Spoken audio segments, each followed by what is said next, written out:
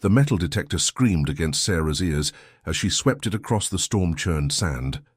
20 feet ahead, the waves crashed with unusual violence for such a calm morning, as if the ocean itself was angry about what it had been forced to surrender. "Jesus Christ," she whispered, dropping to her knees as her trembling hands brushed away centuries of sand and salt. The brass corner of something square glinted in the early dawn light. A jewelry box. Ornate, expensive, and completely impossible. Sarah's breath caught as she lifted it from its sandy grave, engraved on the lid in elegant script, "For Margaret, with all my love, Thomas, 1993. The year the Blackwood family vanished. She knew she should call the police immediately, should leave this buried treasure exactly where Hurricane Debbie had deposited it after 2 decades of oceanic burial. Instead, her fingers found the tiny clasp.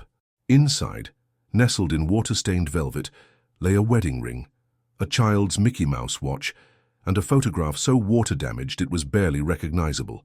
But Sarah could make out 5 figures standing in front of a beach house. Thomas and Margaret Blackwood, their 3 children aged 7, 9, and 12. The same beach house that stood empty just 200 yards behind her.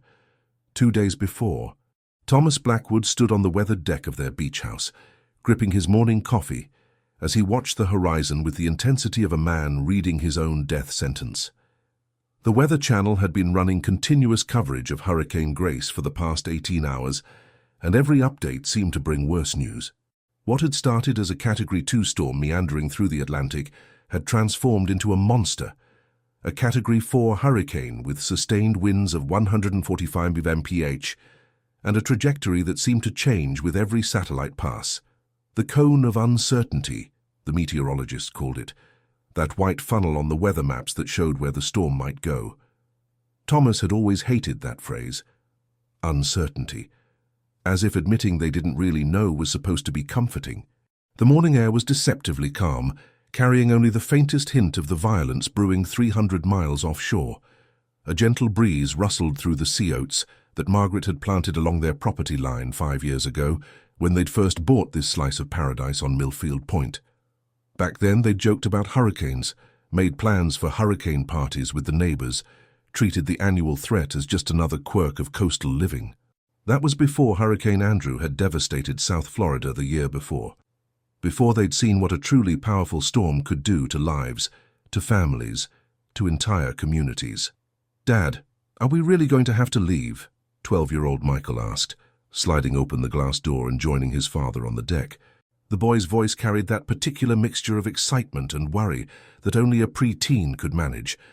Part of him thrilled by the drama, part of him sensing the undercurrent of genuine fear in the house. Thomas turned to study his eldest son. Michael had his mother's dark eyes and serious expression, but Thomas's stubborn jaw. At 12, he was old enough to understand that hurricanes meant danger, but still young enough to believe that bad things happened to other families, not his own. "Maybe, son. We'll know more tomorrow." Thomas ruffled Michael's hair, trying to project the confidence he didn't feel. The storm might turn north. They usually do. But even as he spoke the words, Thomas knew they sounded hollow. Hurricane Grace wasn't behaving like other storms. It had already confounded the experts twice. First by intensifying faster than predicted, then by taking a more westerly track than the models suggested. Every instinct Thomas had developed in 15 years of coastal living was screaming at him that this storm was different. "Look at the water," Michael said, pointing toward the ocean visible beyond the dunes. "It's weird today." Thomas followed his son's gaze and felt a chill that had nothing to do with the morning air. The ocean did look strange, an unusual greenish-gray color that he'd only seen once before during Hurricane Hugo 4 years ago. The waves were different too, longer and more powerful than they should be on such a calm morning. The storm was still hundreds of miles away, but its influence was already being felt. "It's just the storm stirring things up out there," Thomas said, but he made a mental note to check the tide charts. If the storm surge predictions were even close to accurate, they'd need to be very careful about their timing if they decided to evacuate. Inside the house, Margaret was going through their emergency supplies for what Thomas knew was at least the 3rd time that morning. He could hear her moving around the kitchen, checking and rechecking their inventory of flashlights, batteries, bottled water, and canned food. Margaret was a list maker, a planner, someone who found comfort in preparation. She'd grown up in Miami and had lived through Hurricane Andrew as a teenager, an experience that had left her with a healthy respect for the destructive power of tropical storms. "Everything okay in there?" Thomas called through the open door. "Just making sure we have enough supplies if we lose power," came Margaret's voice, though Thomas could hear the tension underneath her practical words. Margaret never worried openly. It wasn't her way, but he could read the signs. The way she was organizing and reorganizing their emergency kit, the way she'd checked the weather 3 times before breakfast, the way she'd quietly moved their important documents from the upstairs safe to a waterproof bag downstairs. The sound of children's laughter drifted from the living room, where 9-year-old Jake and 7-year-old Emma were building an elaborate fort out of couch cushions and throw blankets. Emma's stuffed cat, Mr. Whiskers, was perched atop their construction like a fuzzy general surveying his domain. "It's Fort Awesome," Emma announced as Thomas and Michael came inside, "and Mr. Whiskers is the king."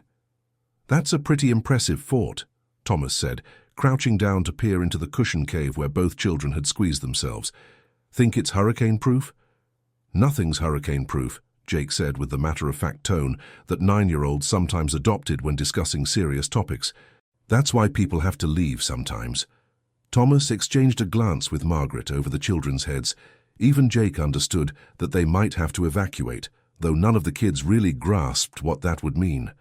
They'd evacuated once before, for Hurricane Bob in 1991, but that had turned into an extended vacation at Margaret's sister's house in Raleigh.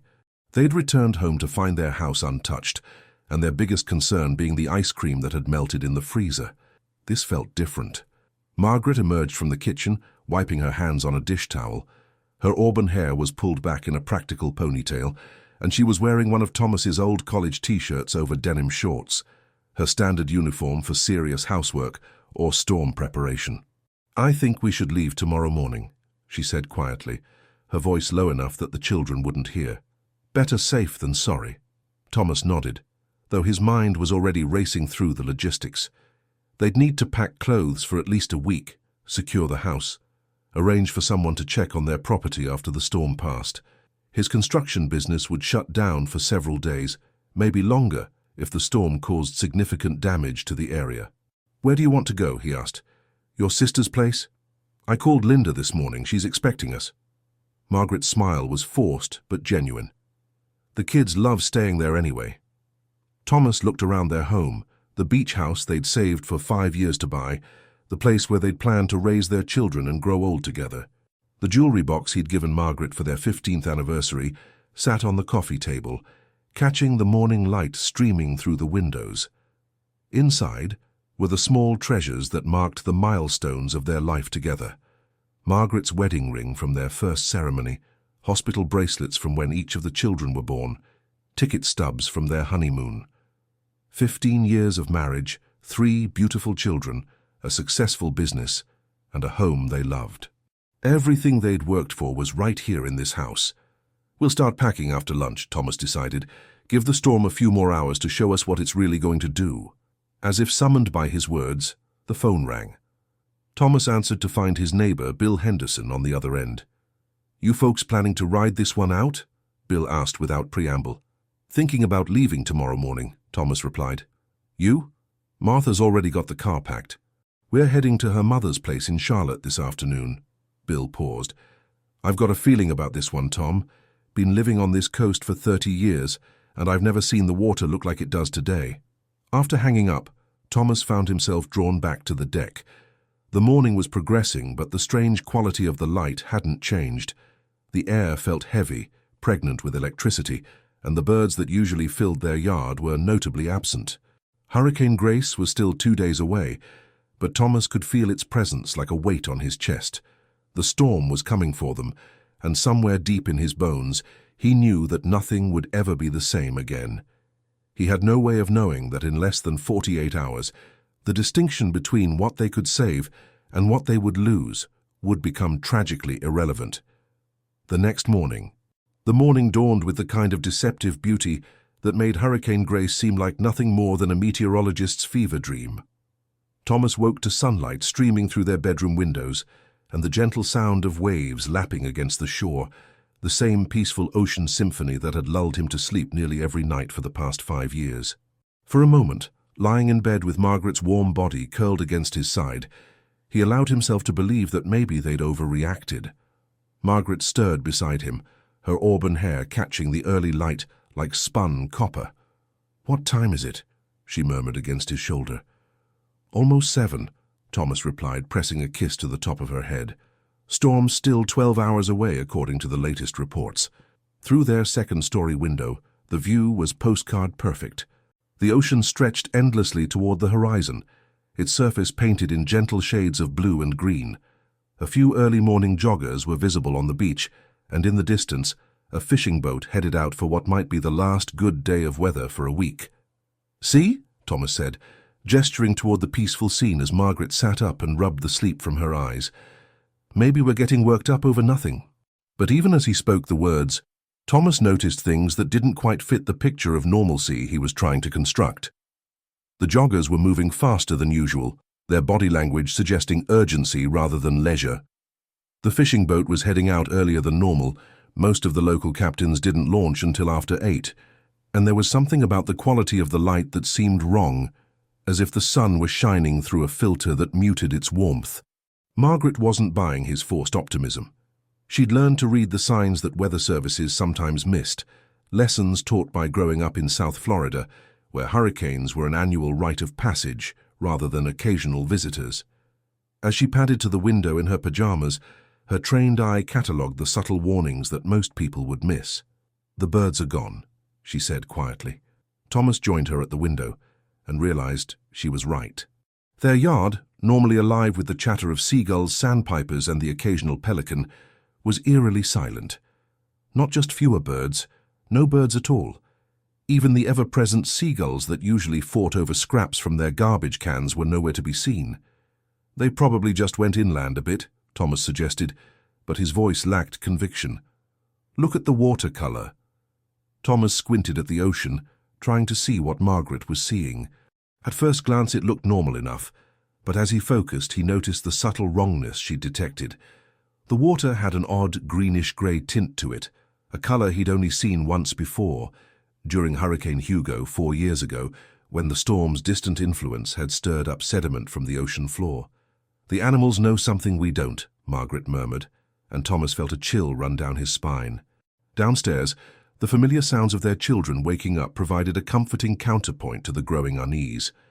Emma's voice drifted up from the living room, chattering away to Mr. Whiskers about their plans for the day. Jake was in the kitchen, judging by the sound of cereal boxes being moved around, and the refrigerator door opening and closing. Thomas and Margaret made their way downstairs to find a scene of domestic normalcy that felt almost surreal given the circumstances. Jake had set out bowls and spoons for everyone, and was carefully pouring orange juice into 4 glasses, his tongue poking out in concentration. Emma sat at the kitchen table in her favorite purple pajamas, Mr. Whiskers positioned in the chair beside her, as if the stuffed cat were a legitimate breakfast companion. "Good morning, sunshine," Thomas said, ruffling Emma's sleep-tousled hair. "Daddy, Mr. Whiskers says the air feels funny today," Emma announced with the serious tone that 7-year-olds reserved for important pronouncements. Thomas and Margaret exchanged a look over Emma's head. Children and animals often sensed atmospheric changes before adults consciously registered them, a primitive early warning system that modern life had taught most people to ignore. "Funny how?" Margaret asked, crouching down to Emma's level. Like when you blow up a balloon too much and it might pop," Emma said, scrunching up her face as she searched for the right words. "Everything feels too tight." Jake looked up from his cereal preparation. "I feel it too. Like before thunderstorms, but bigger." Michael appeared in the kitchen doorway, already dressed in shorts and a t-shirt despite the early hour. At 12, he was old enough to sense the tension in the house and mature enough to want to help, even if he wasn't sure how. "Dad, I checked the weather on the computer," he said. "The hurricane got stronger overnight. It's a Category 4 now, and they're saying it might hit us directly." Thomas felt his stomach drop. The last update he'd seen before bed had shown Grace as a strong Category 3, still tracking north of their position. If the storm had intensified overnight and shifted its path, "Let me check the latest reports," Thomas said, trying to keep his voice casual as he turned on their small kitchen television. The Weather Channel was running continuous coverage, and the news wasn't good. Hurricane Grace had indeed strengthened overnight, reaching sustained winds of 150 mph, just 7 mph shy of Category 5 status. More alarming still, the storm's track had shifted significantly westward, putting Millfield Point squarely in the projected path. Unprecedented storm surge of up to 20 feet is possible along the immediate coastline, the meteorologist was saying, his usually calm demeanor showing cracks of genuine concern. Residents in evacuation zones should not wait for official orders. This is a life-threatening situation. 20 feet. Thomas felt the blood drain from his face. Their house sat only 8 feet above sea level. Margaret was already moving, her maternal instincts kicking into high gear. "Kids, I need you to go get dressed and pack a bag with clothes for a week," she said, her voice steady but leaving no room for argument. "We're going to take a trip to Aunt Linda's house." "But what about Fort Awesome?" Emma asked, pointing toward the living room where her and Jake's couch cushion construction still dominated the space. "Fort Awesome will be here when we get back," Margaret promised, though Thomas could hear the slight tremor in her voice that suggested she wasn't entirely certain of that fact. As the children headed upstairs to pack, Thomas pulled Margaret aside. 20 feet, he said quietly. "I know." Margaret's face was pale but determined. "We leave in 2 hours." They should have left immediately. Thomas knew that now, could feel it in the increasingly heavy air and the strange, too bright quality of the morning light. But 2 hours seemed reasonable for packing, for securing the house, for saying goodbye to the place they'd called home. Outside, their neighbor Bill Henderson was already loading his car, moving with the efficient urgency of someone who'd made his decision and wasn't looking back. When he spotted Thomas on the deck, he waved and jogged over. "Are you folks getting out?" Bill asked, his face grim. "Packing now," Thomas replied. "You?" "Martha's already in the car. We're leaving in 10 minutes. Bill glanced toward the ocean, where the waves were noticeably larger than they'd been even an hour earlier. "Storm surge predictions just went up to 25 feet. This isn't going to be like Hugo or Bob." 25 feet. The number hit Thomas like a physical blow. That would put their entire first floor underwater, possibly their second floor too. "Good luck, neighbor," Bill said, extending his hand. "See you when this blows over." Thomas shook his neighbor's hand, noting the finality in Bill's voice. As if Bill understood on some level that not everyone would be coming back from this storm.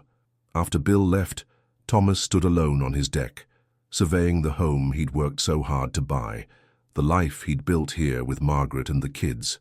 Everything they owned, everything they'd worked for was here. Photo albums documenting the children's entire lives, Margaret's grandmother's china, the rocking chair where Margaret had nursed all 3 babies, the jewelry box with their most precious mementos. How do you pack a life into suitcases? How do you choose what matters most when everything matters?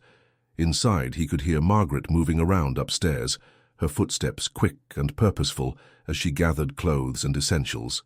The children were arguing about something in Jake's room, probably about what toys they could bring. Normal sounds, family sounds, the soundtrack of a life that was about to change forever. Thomas took one last look at the ocean, now definitely more agitated than it had been at dawn. Hurricane Grace was still hours away, but her influence was growing stronger by the minute. The air felt heavy and electric, charged with the potential for destruction. In 6 hours, none of this would matter. In 6 hours, the distinction between what they could save and what they would lose would become tragically academic. But Thomas didn't know that yet. He still believed they had time.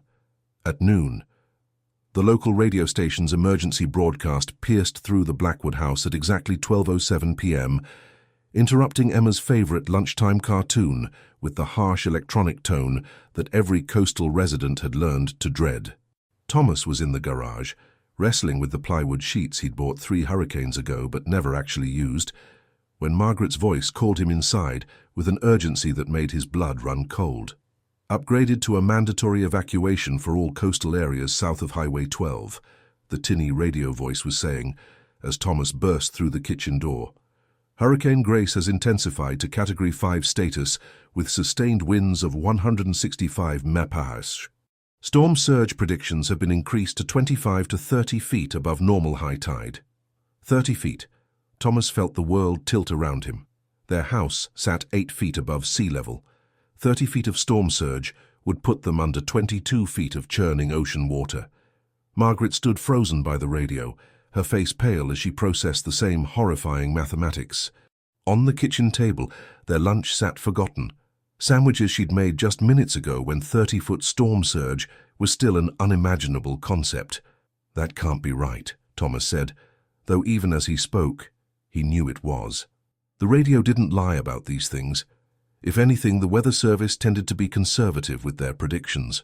Residents are strongly advised that they now have a window of only 4 to 6 hours for safe evacuation. After that time, travel will become extremely dangerous due to flooding, wind, and debris. Margaret snapped off the radio with a sharp click that seemed to echo through the sudden silence of their kitchen. For a moment, neither of them moved. Outside, the wind was beginning to pick up noticeably, rattling their windows and sending the beach grass into an increasingly frantic dance. 4 to 6 hours, Margaret said quietly. It's past noon now. Thomas looked at his watch. 12:15. If they had 6 hours, that meant they needed to be on the road by 6 p.m. at the latest. But the radio had said 4 to 6 hours, and Thomas had lived through enough storms to know that when meteorologists gave you a range, you planned for the worst-case scenario. We leave in 3 hours, he decided. That gives us time to pack properly and secure the house. From the living room came the sound of the children arguing over which stuffed animals Jake could bring. The normalcy of their bickering felt surreal against the backdrop of the emergency broadcast they'd just heard. "Michael," Thomas called, "come here, son." His 12-year-old appeared in the kitchen doorway, looking older than his years. Michael had been listening too, Thomas realized. The boy's face showed the same careful composure that Thomas recognized in himself, the expression of someone trying very hard not to panic. "I need you to help your mother pack while I secure the house," Thomas said. "Can you do that?" Michael nodded solemnly. "What about the stuff downstairs, like Mum's jewelry box and the photo albums?" Thomas felt a stab of guilt. In all his mental calculations about packing clothes and essentials, he'd barely considered their most precious possessions. The jewelry box Margaret treasured, filled with mementos from their 15 years together. The photo albums documenting every birthday, every Christmas, every milestone in their children's lives.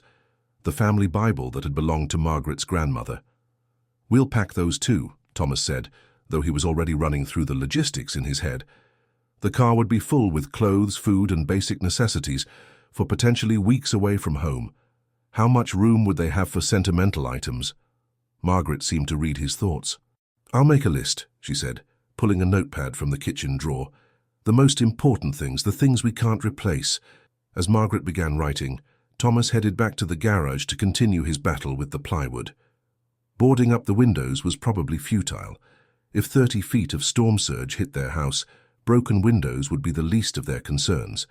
But it was something to do, a way to feel like he was protecting his home, even as he prepared to abandon it. The wind was definitely stronger now, gusting hard enough to make the garage door rattle on its tracks. As Thomas measured plywood against their living room windows, he could see their neighbors' houses in various states of preparation. The Hendersons were long gone, their driveway empty and their windows already boarded. But other families were still scrambling. The Johnsons across the street were loading their car with what looked like their entire household, while old Mr. Patterson next door was stubbornly trying to reinforce his seawall, as if 2 feet of concrete could hold back 30 feet of ocean. "Dad?" Emma's voice came from behind him, small and uncertain.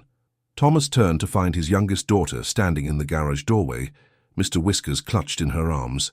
Her lower lip was trembling, and Thomas could see the confusion and fear in her dark eyes.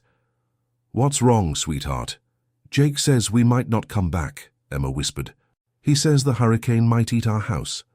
Thomas set down his drill and knelt to Emma's level, his heart breaking at the terror in his daughter's voice. At 7 years old, she couldn't fully understand the concept of losing everything they owned, but she could sense the fear radiating from every adult around her. "Hey," he said gently, pulling her into a hug that smelled of sawdust and salt air. "Jake's just scared, and sometimes when people are scared, they say things that aren't true." We're going to Aunt Linda's house for a little while, and then we're going to come back home." But even as Thomas spoke the reassuring words, he wondered if they were lies. 30 feet of storm surge. Houses had been completely destroyed by surges half that size. "What if Mr. Whiskers gets scared while we're gone?" Emma asked, holding up her stuffed cat. "Mr. Whiskers is coming with us," Thomas said firmly.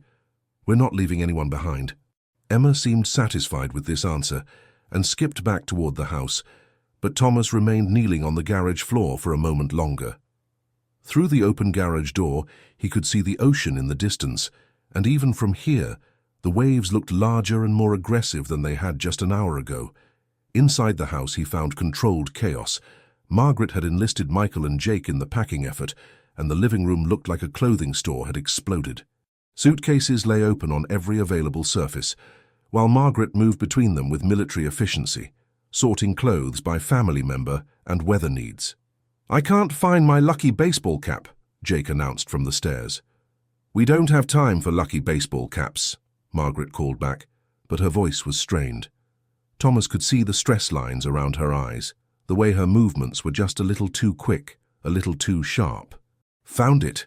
Jake appeared with a battered Red Sox cap that Thomas had bought him at Fenway Park 2 summers ago. The phone rang, startling them all. Thomas answered to find Margaret's sister Linda on the other end, calling from Raleigh. "The news is showing your area," Linda said without preamble. "This looks really bad, Tom, really bad." "We're leaving in a few hours," Thomas assured her. "Should be there by evening." "The news is saying people should have left already. They're saying the roads might flood before the storm even hits." Thomas felt his chest tighten. "We'll be fine. The main highways won't flood for hours yet." But after he hung up, Thomas found himself looking at his watch again. 1:30 p.m. If Linda was right, if the roads were already starting to flood.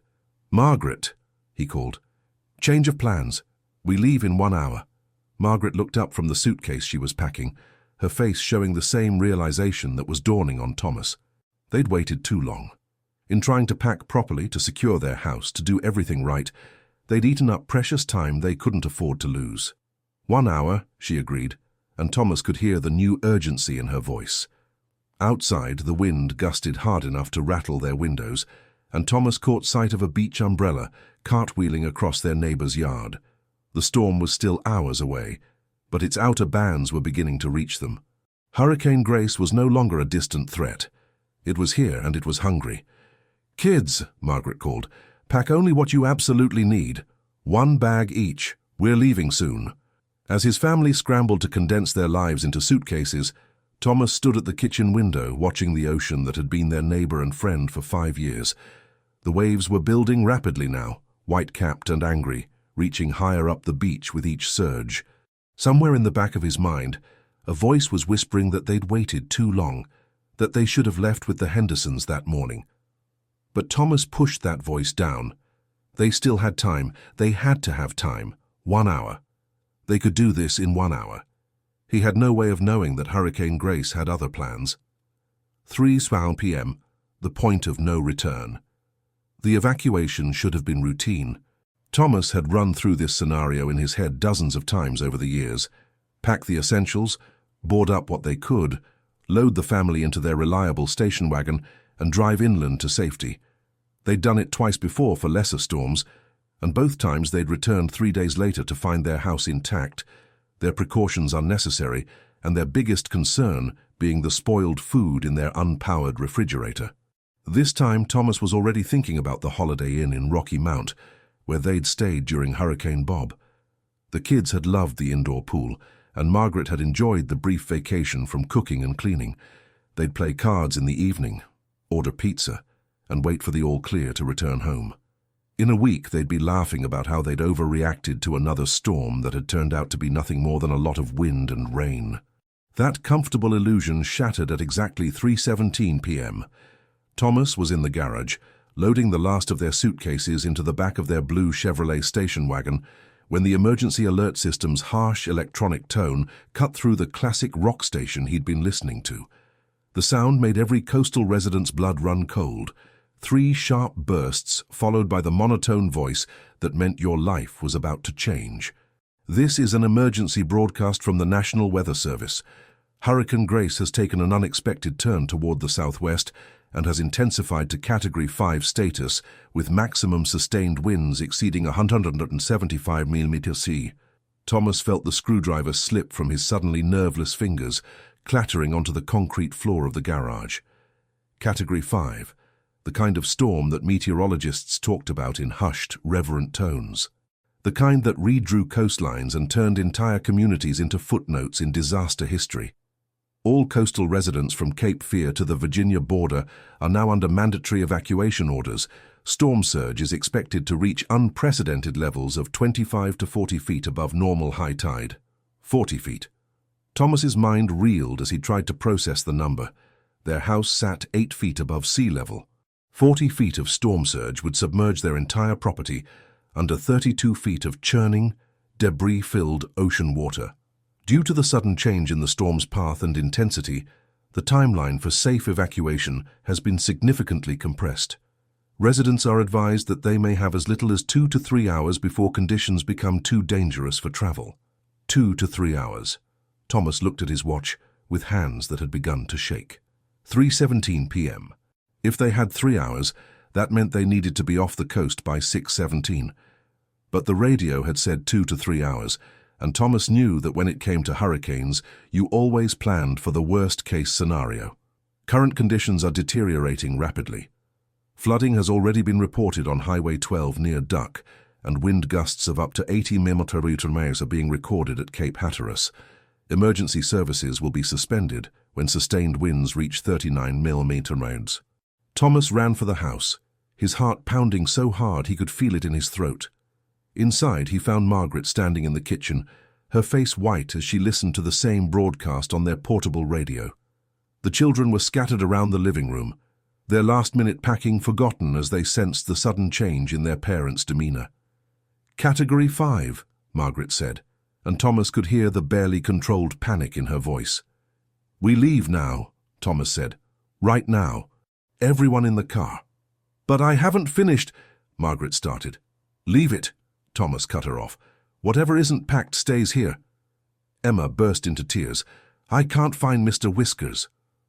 The sound of his youngest daughter's sobs cut through Thomas like a knife, but there was no time for comfort, no time for the careful parenting he'd always prided himself on. Every minute they delayed was a minute closer to being trapped on a barrier island with a Category 5 hurricane bearing down on them. "Dad, I can't find Mr. Whiskers." Emma's cry echoed through the house, high-pitched and desperate.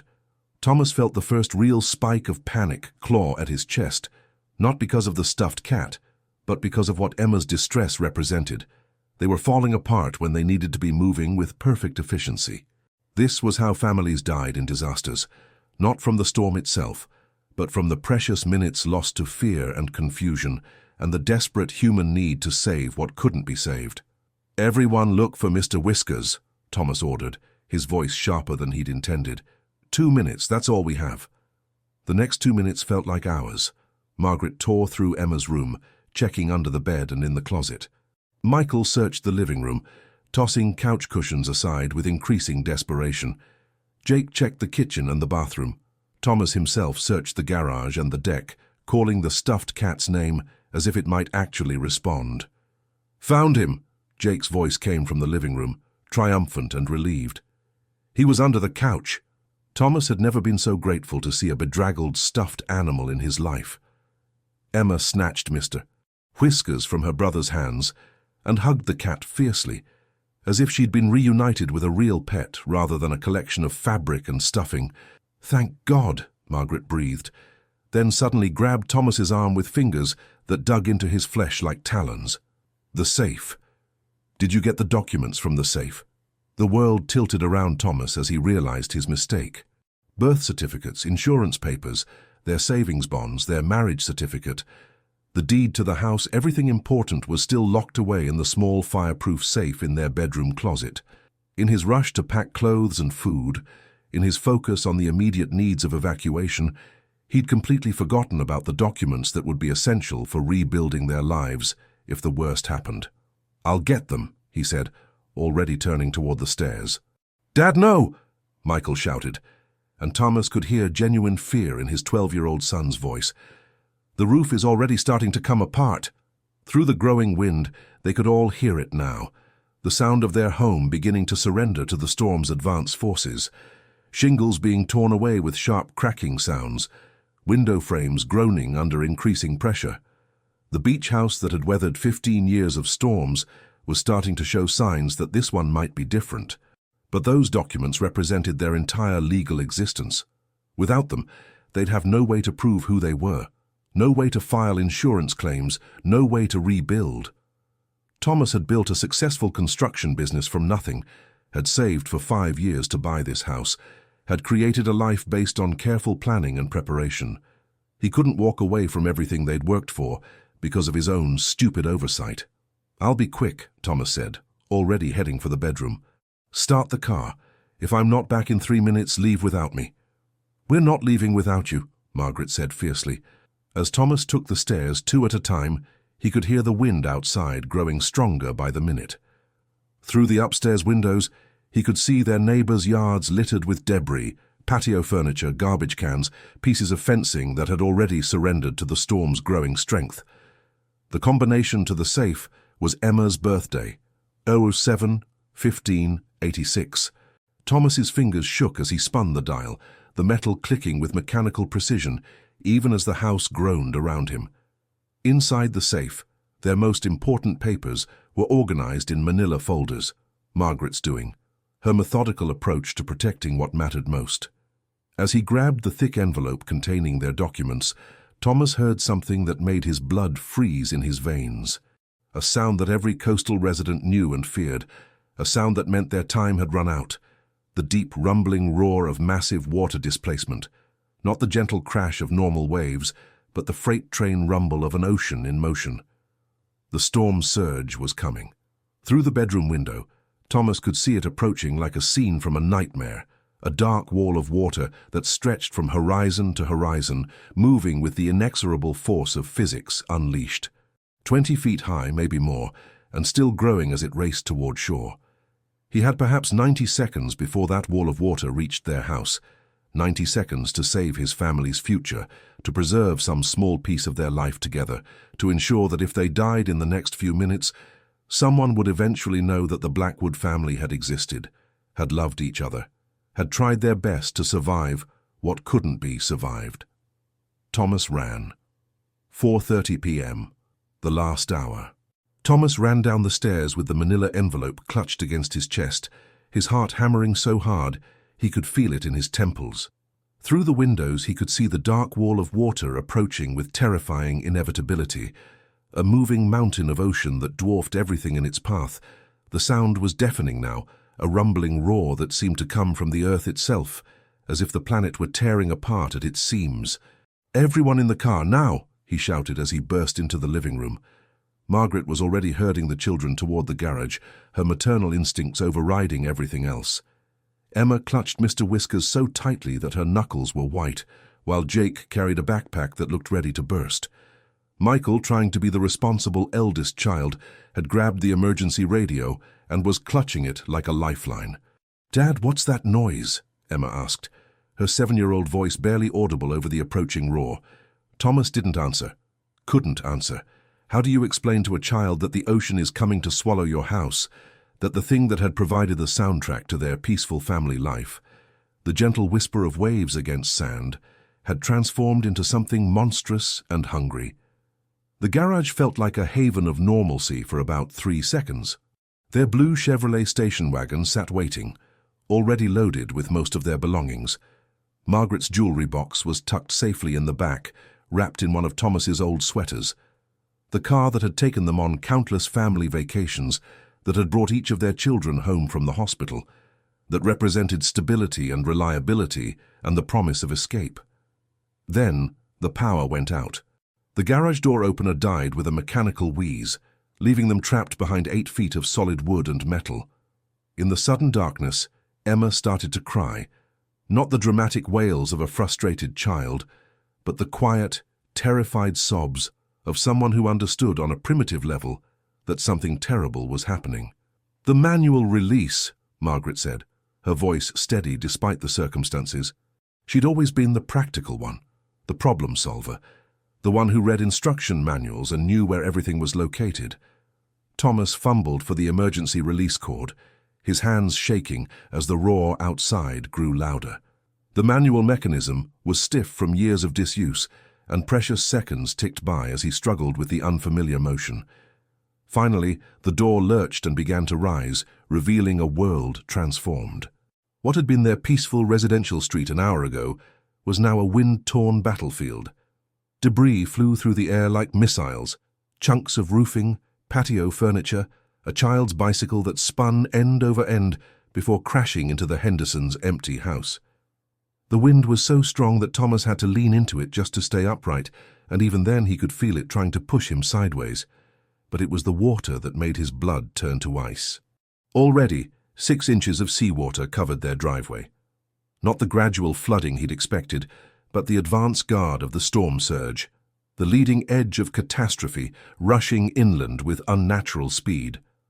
As Thomas watched in horror, the water level rose visibly, climbing from 6 inches to 8, then 10. "Get in the car," he shouted over the wind, though he wasn't sure his family could hear him. The station wagon sat like an island in the rising water, and Thomas realized with sick clarity that they had perhaps minutes before the water reached the engine. Margaret shepherded the children into the back seat with the efficiency of someone who'd spent years perfecting the art of family car trips. Emma went first, still clutching Mr. Whiskers, followed by Jake with his overstuffed backpack.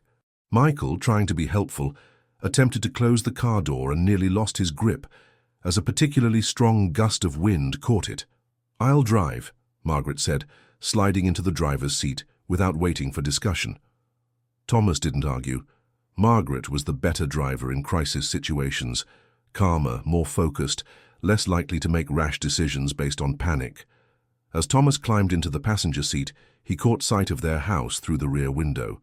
The building where they'd lived for 5 years, where they'd celebrated birthdays and anniversaries, where Emma had taken her first steps and Michael had lost his first tooth, was already standing in a foot of water. The storm surge was moving faster than anyone had predicted, rising with a speed that defied every evacuation timeline they'd been given. Margaret turned the key, and the engine responded with its familiar, reliable purr. For a moment, Thomas allowed himself to hope.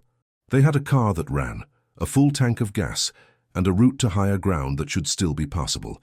They could still make it. That's when they discovered that starting the car was only the first challenge. Margaret put the station wagon in reverse and pressed the accelerator. The wheels spun uselessly for a moment before finding purchase, and the car began to move backward through the rising water. But their driveway, which had seemed perfectly flat when they'd had it paved 3 years ago, now revealed a subtle slope that worked against them. Water was flowing down from the street, turning their escape route into a shallow river. "The water's too deep," Margaret said, her voice tight with controlled panic. "I can't see the end of the driveway." Through the windshield, Thomas could see that she was right. What had been their familiar neighborhood was now an alien landscape of wind and water. Street signs bent at impossible angles. Cars that had been parked on the street were already partially submerged, looking like boats that had run aground. And still the water kept rising. "We can make it," Thomas said, though he wasn't sure he believed it. "Just go slow and steady." Margaret eased the car forward, following the invisible path of their driveway by memory and instinct. The station wagon pushed through the water with agonizing slowness, its engine struggling against the additional resistance. Behind them, Thomas could hear Emma whimpering quietly, while Jake tried to comfort her with the false bravery that 9-year-olds sometimes mustered in the face of adult fear. They made it perhaps 50 feet before the engine began to sputter. "No, no, no," Margaret whispered, pumping the accelerator in a futile attempt to coax more power from the drowning engine. "Come on, please." But Thomas could see water lapping at the bottom of their doors now, and he knew with sick certainty that they'd waited too long. The storm surge wasn't supposed to arrive for hours, but Hurricane Grace had rewritten all the rules. The ocean had come for them faster and higher than anyone had imagined possible. The engine died with a pathetic cough, leaving them sitting in 3 feet of rising water in a car that had suddenly transformed from their salvation into their trap. "Everyone out," Thomas shouted, though even as he said it, he knew they had nowhere to go. Behind them, their house was already lost. Ahead of them, The street had become a river flowing toward the ocean that was no longer content to stay in its designated place. Margaret was struggling with her door, fighting against the water pressure that was making it nearly impossible to open. In the back seat, the children were crying now. Not just Emma, but all three of them, finally understanding that their parents' careful plans had failed, that the adults who were supposed to keep them safe were just as helpless as they were. Thomas managed to force his door open and immediately felt the shocking cold of the storm surge. The water was moving fast, carrying debris and sand and the detritus of other families' destroyed lives. He could taste salt and motor oil and something else, something organic and wrong that spoke of the ocean's violent disgorging of its contents onto the land. "Hold on to me," he shouted to Margaret as she struggled out of the driver's seat. "Don't let go." The water was waist-deep now and rising fast. Thomas reached for Michael first, lifting his eldest son out of the car and into his arms.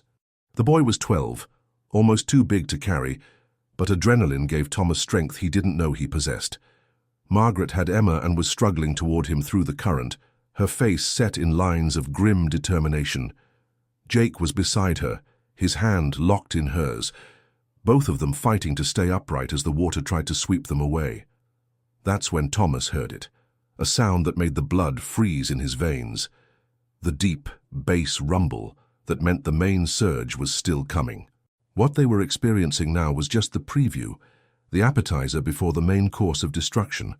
Through the grey curtain of rain and wind, Thomas could see it approaching, the real storm surge, a wall of water that towered above the roof lines, carrying cars and pieces of houses and debris from a dozen communities already consumed by Hurricane Grace's hunger. 25 feet high, maybe 30, moving with the speed of a freight train and the power of geology in motion. They had perhaps 30 seconds before that wall of water reached them. 30 seconds to find higher ground that didn't exist, to reach safety that was too far away, to somehow defy the physics of disaster that were about to consume everything they'd ever loved. Thomas looked at his family, Margaret struggling toward him with Emma in her arms, Jake clinging to his mother's hand, Michael's arms wrapped around his neck in perfect trust that his father would somehow save them all. And in that moment of perfect clarity that sometimes comes at the end of everything, Thomas knew exactly what he had to do. 4:45 p.m. The sound of doom.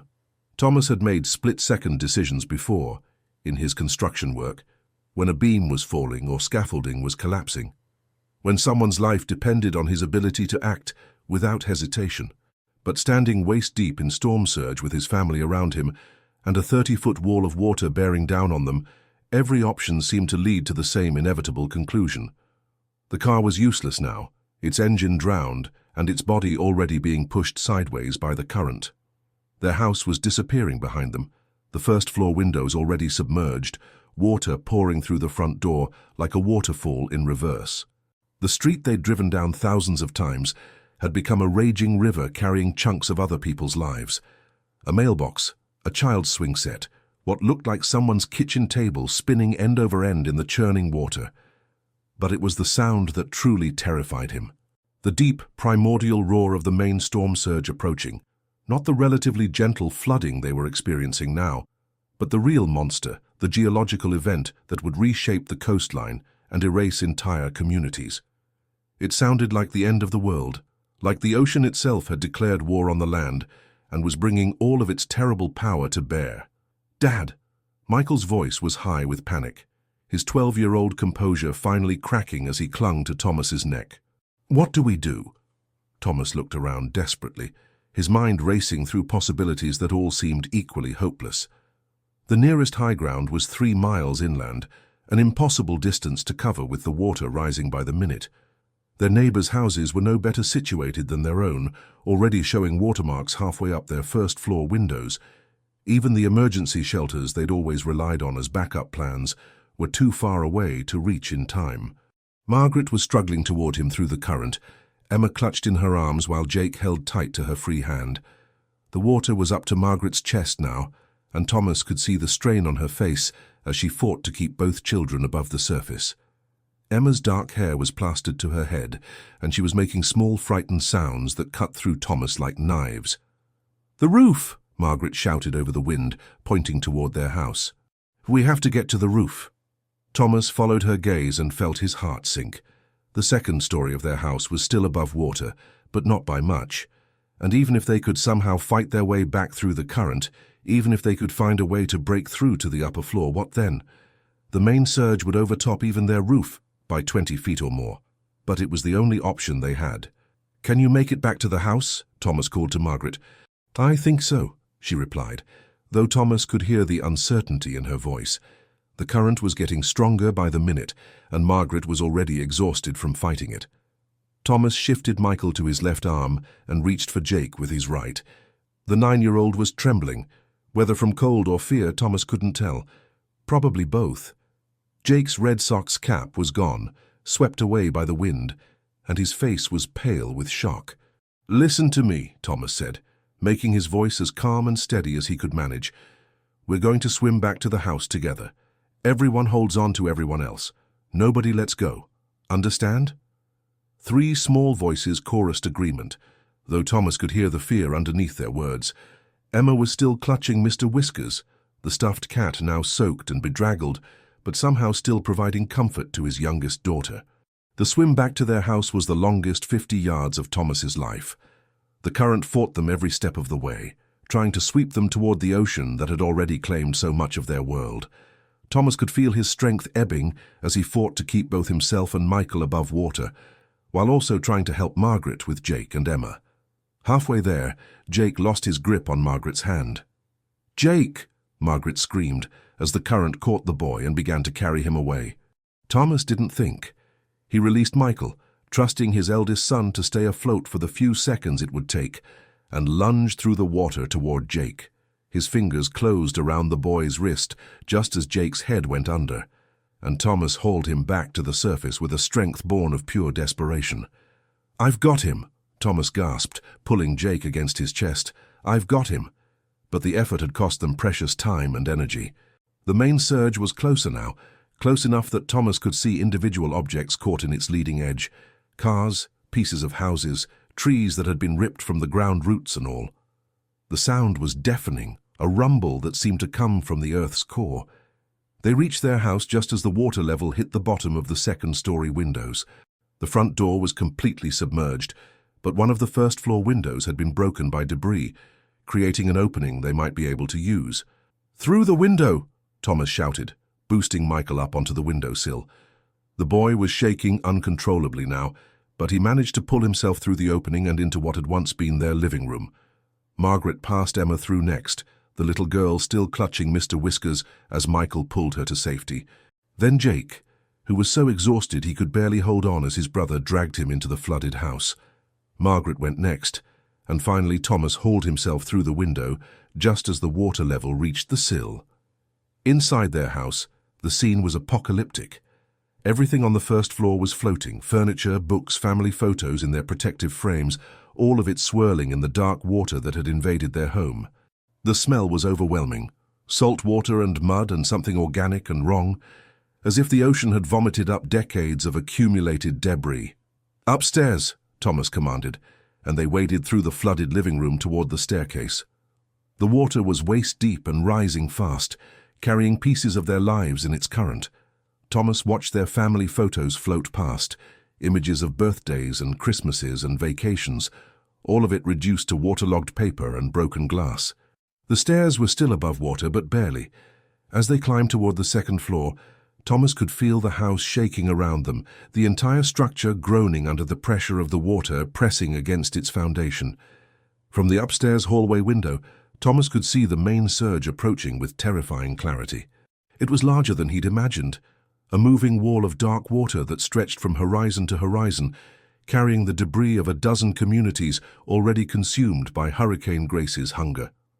Cars tumbled within it like toys. Entire houses rode its crest like boats, intact one moment and then splintering into kindling the next.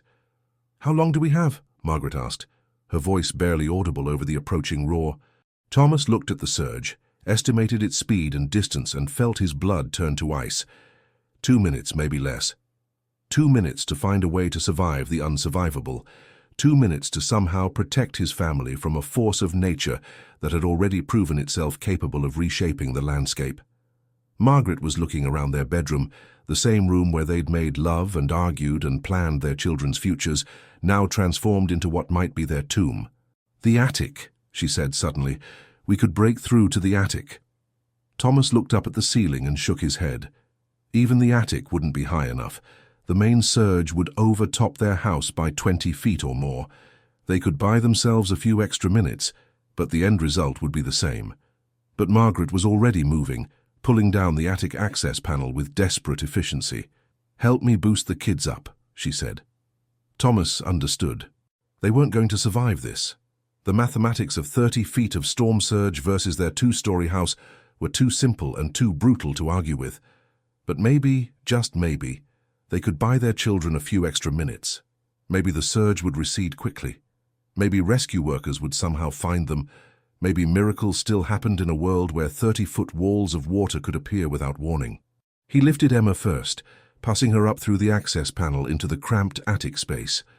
Mr. Whiskers went with her, the stuffed cat, now their family's only constant in a world gone mad. Jake followed, then Michael, each of his children disappearing into the darkness above, with whispered words of love and encouragement that Thomas hoped wouldn't be his last.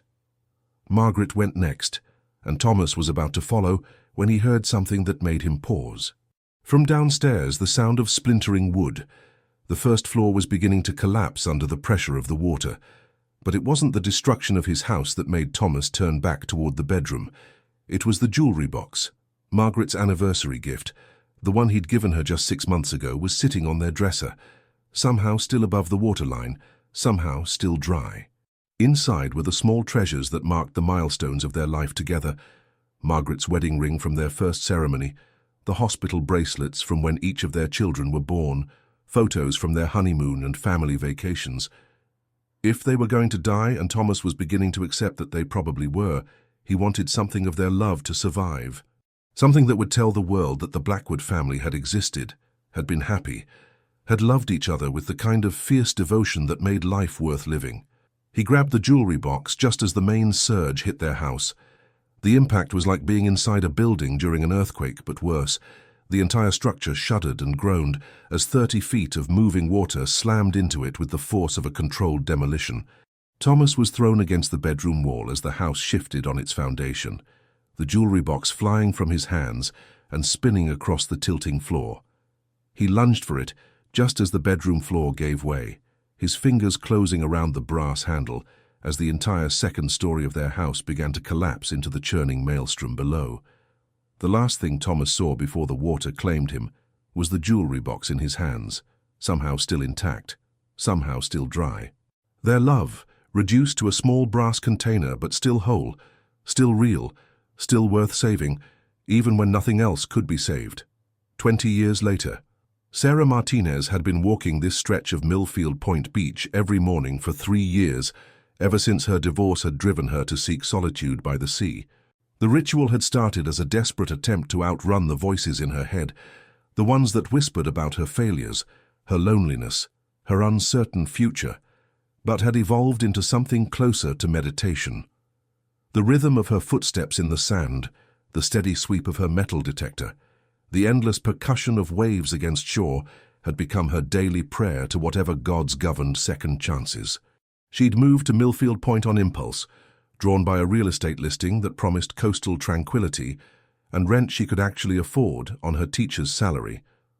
What the listing hadn't mentioned was the ghost stories, the way longtime residents still spoke in hushed tones about Hurricane Grace and the families who'd never made it off the point. Sarah had learned about the Blackwood family gradually, through overheard conversations at the grocery store, through weathered newspaper clippings in the local library, through the empty lot 200 yards from her rental cottage where foundation stones still marked where a house had once stood. The official story was maddeningly incomplete. The Blackwood family, Thomas and Margaret, their 3 children aged 7, 9 and 12, had attempted to evacuate on August 31st, 1993, as Hurricane Grace approached. They'd never been seen again. Search teams had combed the area for weeks after the storm passed, but Grace had been so destructive that it was impossible to know where to even begin looking. The hurricane had literally rearranged the landscape, moving millions of tons of sand and debris, turning familiar neighborhoods into alien moonscapes. Some people believed the family had made it off the point, but had been caught on one of the inland roads, swept away when flash flooding overtook their car. Others thought they'd tried to ride out the storm and had been claimed when the unprecedented 30-foot surge overtopped their house. A few optimists had clung to the possibility that they'd somehow escaped and were living under new identities somewhere, though 20 years of silence had gradually eroded even that hope. Sarah had always been fascinated by unsolved mysteries, but the Blackwood case had captured her imagination in a way that felt almost personal. Maybe it was because she understood the desperation of trying to escape from forces beyond your control. Maybe it was because she'd walked past that empty lot so many times, imagining the children who'd once played there, the parents who'd stood on that deck watching storms approach. Or maybe it was simply because she needed to believe that some stories, no matter how tragic, eventually found their endings. This morning felt different from the moment she stepped onto the beach. Hurricane Debbie had passed through 2 days ago, not nearly as destructive as Grace, but powerful enough to churn up the ocean floor and rearrange the familiar landscape of sand and stone. The beach looked newer somehow, as if the sea had exhaled deeply and revealed secrets it had been holding in its depths. The early morning light had an unusual quality, too bright and too clear, the kind of post-storm clarity that made everything look hyper-real. Sarah had seen maybe 3 other people during her walk: a jogger heading north, an elderly man with his dog, a surf fisherman casting into the still agitated waves. Most of the locals were probably still assessing storm damage, checking their roofs for missing shingles and their yards for new additions, courtesy of Debbie's capricious winds. Sarah's metal detector had been unusually quiet during the first half of her walk. Usually storms like Debbie deposited new treasures along the shoreline, lost jewelry, coins, the occasional piece of historical interest. But this morning, the device had produced only the occasional chirp for bottle caps and pieces of corroded metal too degraded to be worth investigating. She was about 3/4 of a mile from her cottage, near the spot where the Blackwood house had once stood, when the metal detector suddenly erupted in a symphony of electronic excitement. The sound was so loud and insistent that Sarah actually jumped, thinking for a moment that the device had malfunctioned. But as she swept the detector back and forth over the same patch of sand, the signal remained strong and consistent. Something was down there, something substantial, something metallic, something the storm had displaced from wherever it had been resting for God knew how long. Sarah's first instinct was to assume it was debris from Hurricane Debbie, maybe a piece of someone's patio furniture or a fragment of the fishing pier that had taken a beating 2 nights ago. She'd found plenty of storm detritus over the years, most of it worthless junk that she'd dutifully collected and disposed of as part of her informal beach cleaning routine. But something about this signal felt different, more focused, more intentional. She knelt in the sand and began digging with her hands, pushing aside the loose, light-colored sand that Debbie had deposited over whatever lay beneath. The morning was still cool, but Sarah could feel sweat beading on her forehead as she worked, driven by an inexplicable sense of urgency that she couldn't quite explain. 2 feet down, her fingers encountered something hard and smooth. Not the rough edges of storm debris, but something crafted, something made with care and precision. Sarah's heart began to pound as she carefully cleared away more sand, revealing the corner of what looked like a box. A jewelry box.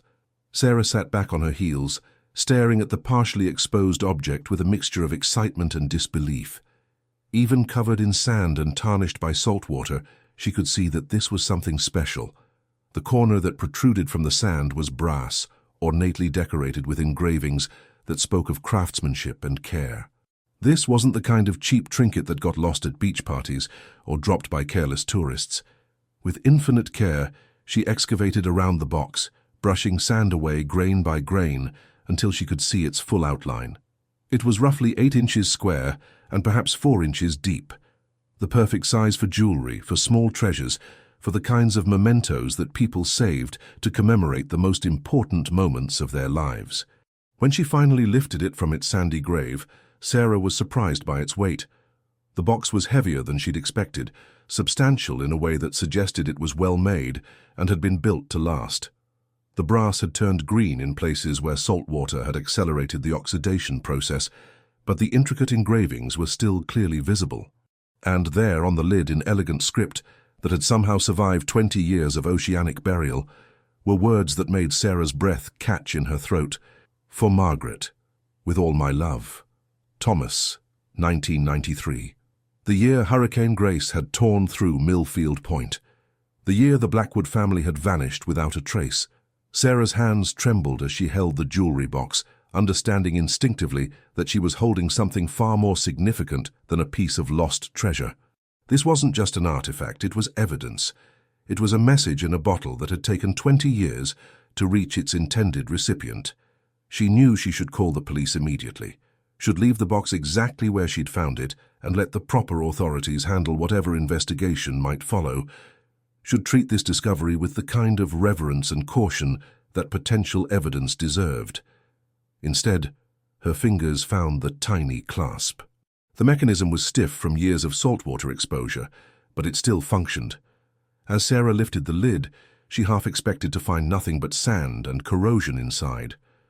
What she found instead made her gasp.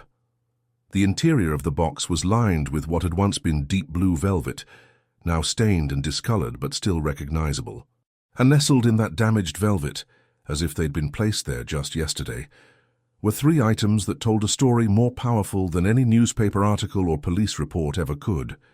A wedding ring, simple and elegant, its gold surface tarnished, but still clearly inscribed with the date June 14th, 1978, and the initials T&M, a child's Mickey Mouse watch, its cartoon face obscured by condensation, but its cheerful yellow band still intact, and a photograph.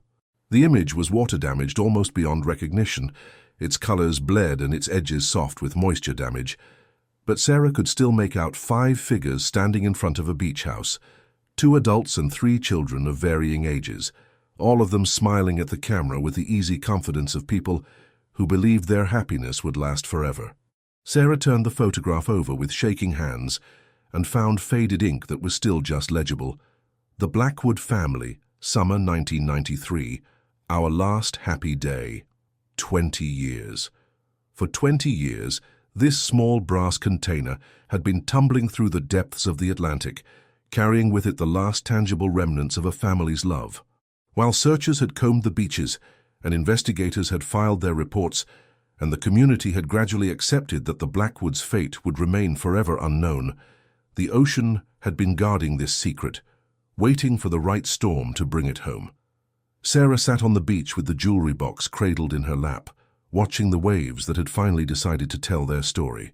The sun was higher now, warming her face, and the beach was beginning to fill with other early morning walkers.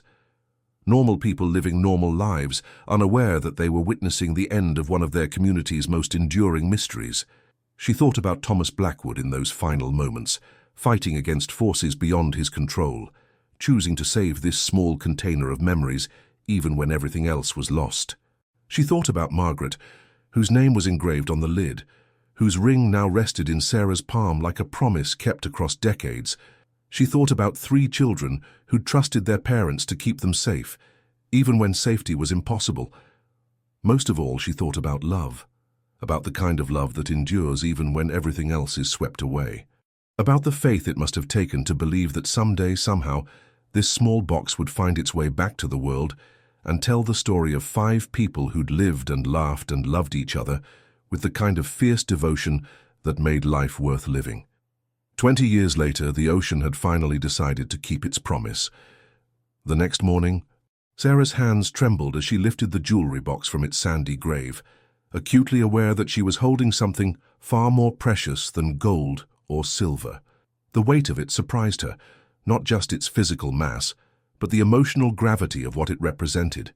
This small brass container had survived 20 years in the Atlantic Ocean, had weathered storms and tides, and the relentless grinding of sand and salt, all while carrying the most intimate treasures of a family that had vanished at the height of Hurricane Grace.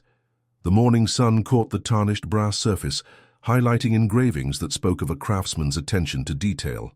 Delicate scrollwork bordered the edges of the lid, while tiny roses, Margaret's favorite flower Sarah somehow knew, decorated the corners.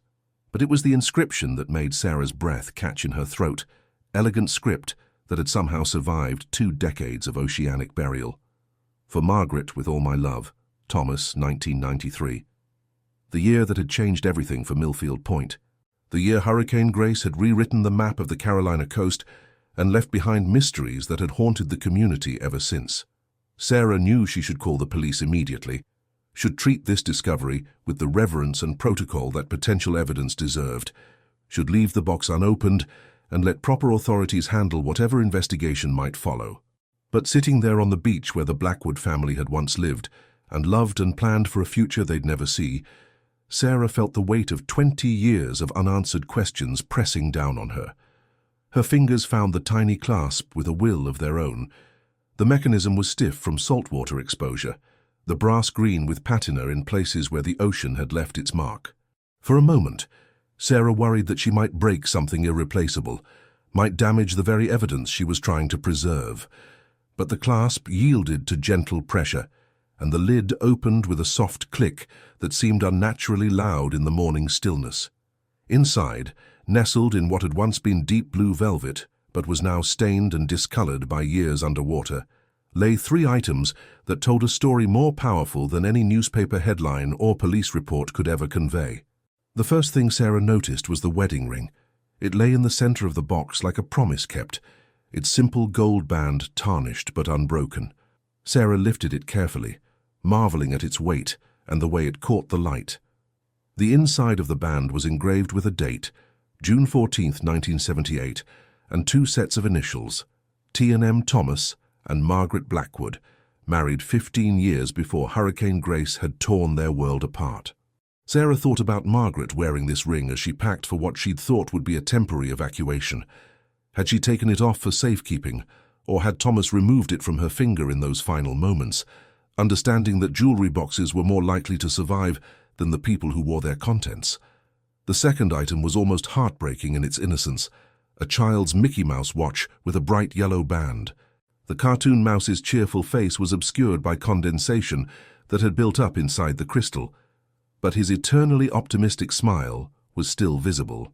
Sarah could imagine one of the Blackwood children, probably Emma, the youngest, wearing this watch proudly, checking the time with the serious concentration that small children brought to newly acquired responsibilities. But it was the third item that made Sarah's throat close with emotion. The photograph was severely water-damaged, its colors blurred and its edges soft with moisture. But despite 20 years of oceanic burial, the image was still recognizable. 5 figures standing in front of a beach house, their arms around each other, their faces lit with the kind of unconscious happiness that comes from being surrounded by the people you love most in the world.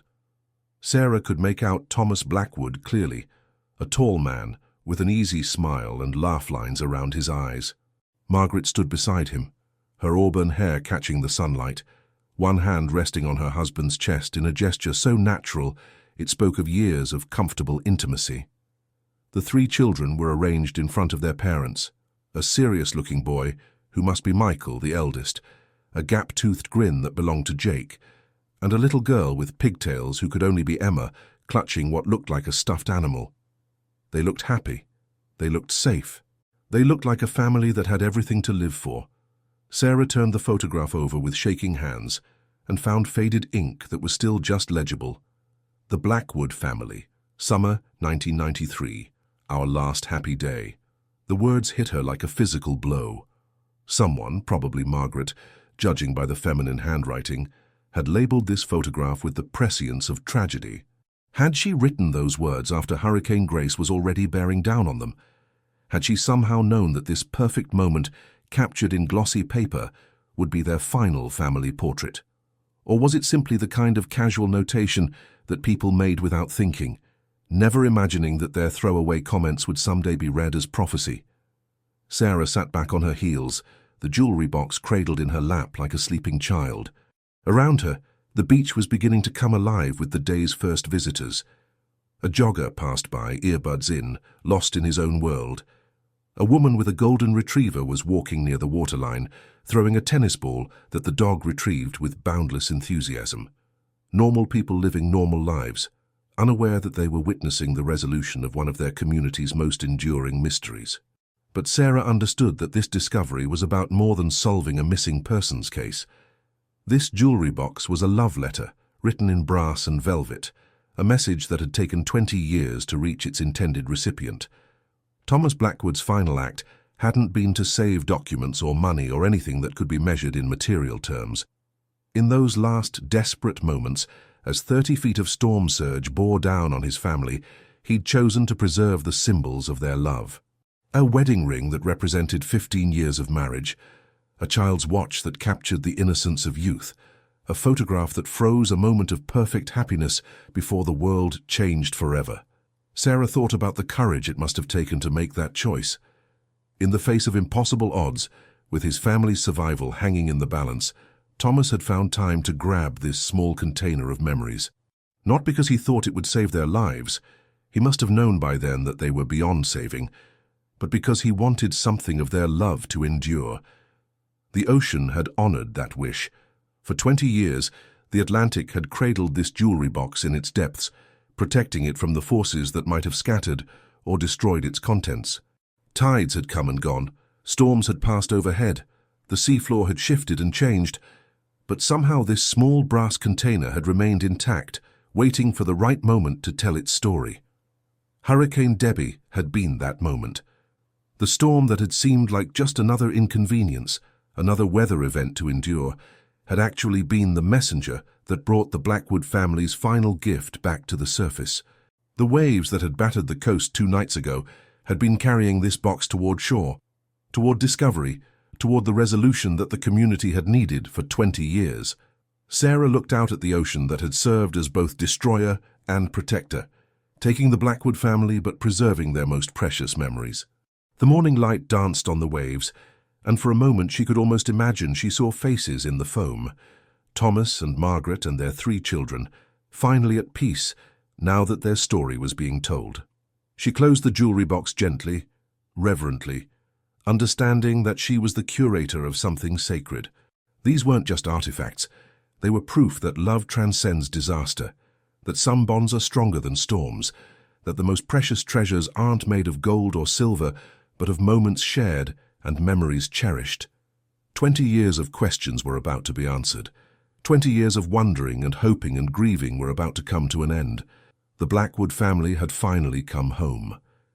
That afternoon, Detective Ray Morrison had been with the Millfield Point Police Department for 18 years, long enough to remember when the Blackwood case was front-page news and search helicopters filled the skies above the coast.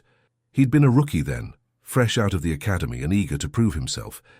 Assigned to knock on doors and interview neighbors, while the senior detectives coordinated the massive search operation that ultimately yielded nothing but questions. Now standing on the beach where Sarah Martinez had made her extraordinary discovery, Morrison felt the weight of those unanswered questions settling on his shoulders like an old, familiar coat. The jewelry box sat in an evidence bag in his patrol car, but even sealed away he could feel its presence, a tangible link to one of the most haunting, unsolved cases in the county's history. "You're absolutely certain this is where you found it?" Morrison asked Sarah for what he realized was the 4th time. He couldn't help himself. After 20 years of dead ends and false leads, the idea that the ocean had simply decided to give up its secrets seemed almost too good to be true. Sarah nodded patiently, understanding his need for precision. She was a teacher, Morrison had learned, elementary school, which explained her natural patience with repetitive questions. "Right there," she said, pointing to the small excavation where she'd carefully unearthed the box. About 2 feet down, wrapped in what looked like the remains of a sweater, navy blue wool, from what I could tell. Morrison made notes in his weathered notebook, the same one he'd been carrying since his promotion to detective 8 years ago. The location was significant, approximately half a mile southeast of where the Blackwood house had stood, and directly in line with the path Hurricane Grace's storm surge had carved when it swept across Millfield Point, like the hand of an angry god. The mathematics of ocean currents and tidal patterns had never been Morrison's strong suit, but he'd learned enough over the years to understand that objects lost at sea didn't travel in straight lines. They followed the mysterious choreography of underwater currents, riding thermal layers and seasonal shifts that could carry debris thousands of miles from its starting point. The fact that Margaret Blackwood's jewelry box had been deposited so close to its origin suggested either incredible luck or the kind of oceanic justice that sounded more like folklore than forensic science. "Detective!" Officer Jenkins's voice carried across the beach from about 50 yards north of the discovery site. "You need to see this." Morrison felt his pulse quicken as he followed Jenkins's call. The younger officer was crouched near the waterline, brushing sand away from something that glinted in the afternoon sun. As Morrison approached, he could see that Jenkins had uncovered what appeared to be a fragment of metal, curved and corroded, but clearly artificial. "Looks like part of a license plate," Jenkins said, his voice tight with excitement. "And there's something else." Next to the metal fragment, partially buried in the sand, was a child's sneaker. Small enough to belong to a 7-year-old, Morrison realized with a start. The shoe was in remarkably good condition considering its presumed age. The ocean's salt water had bleached the canvas to a pale grey, but the rubber sole was intact and the laces were still threaded through their eyelets. Morrison felt the familiar electric tingle that came with a significant break in a case. After 20 years of speculation and theories, they were finally finding physical evidence. Real, tangible proof that the Blackwood family's story was written somewhere in the sand and silt of Millfield Point. "Cordon off this entire area," Morrison ordered, his mind already racing through the logistics of what would need to happen next. 300 yards in each direction from both discovery sites, and call the state archaeologist. We're going to need ground-penetrating radar. As Jenkins began stringing yellow crime scene tape between hastily planted stakes, Morrison pulled out his cell phone and scrolled through his contacts until he found Dr. Elena Vasquez, the state forensic archaeologist who'd helped with several cold cases over the years. The phone rang twice before her familiar voice answered. "Ray, what can I do for you?" "Eleanor, I need your expertise. We've got what might be a 20-year-old burial site, but it's not what you think." Morrison paused, trying to find the right words. "Remember the Blackwood family case from '93? The hurricane victims who were never found?" There was a long silence on the other end of the line. Morrison could practically hear Dr. Vasquez's scientific mind processing the implications. "You found them?" she asked finally. "Maybe. We found artifacts that definitely belonged to them, and now we're finding what might be debris from their vehicle. I need ground-penetrating radar to see what else is down there." "I can have a team there by tomorrow morning," Dr. Vasquez said. "But Ray, if this really is what we think it is, we need to be prepared for media attention. The Blackwood case has a lot of followers, true crime podcasters, amateur investigators, people who've been waiting 20 years for answers." Morrison nodded, though she couldn't see him. The thought of media attention made his stomach clench. He'd worked hard to keep the Millfield Point Police Department out of the spotlight over the years, preferring the quiet efficiency of small-town law enforcement to the circus that often surrounded high-profile cases.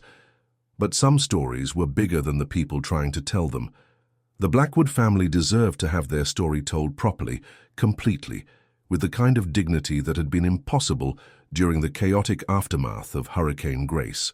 "We'll handle the media when we have to," Morrison said. "Right now I just want to know what's down there." After ending the call, Morrison walked back to where Sarah was standing near her original discovery site. She'd been remarkably patient throughout the afternoon, answering questions and providing details without complaint, but he could see the emotional toll the day was taking on her. Finding the jewelry box had clearly affected her deeply, not just as a curious beachcomber, but as someone who understood the human cost of the tragedy she'd uncovered. "Ms. Martinez," Morrison said gently, "I want you to know how much we appreciate your cooperation today. What you found, it's going to bring closure to a lot of people who've been waiting a very long time for answers." Sarah nodded, her eyes drifting toward the ocean that had finally decided to give up its secrets. "I keep thinking about him," she said quietly. "Thomas Blackwood. In those last moments, with everything falling apart around him, he chose to save that jewelry box. Not money or documents or anything practical, just memories." Morrison had been thinking the same thing. In his 18 years of law enforcement, he'd seen people make all kinds of choices under pressure. Most of them were predictable: self-preservation, protecting loved ones, grabbing whatever seemed most valuable in the moment. But Thomas Blackwood's final act had been something different, something that spoke to a kind of love that transcended survival instinct. He wanted their story to survive, Morrison said, even if they couldn't. As the afternoon wore on, more officers arrived to help secure the scene. The beach that had been peaceful and empty when Sarah made her discovery was now bustling with activity. Crime scene technicians photographing and measuring, patrol officers keeping curious onlookers at a safe distance, detectives coordinating with various specialists who would be needed for the excavation. Morrison found himself thinking about the families who'd been left behind.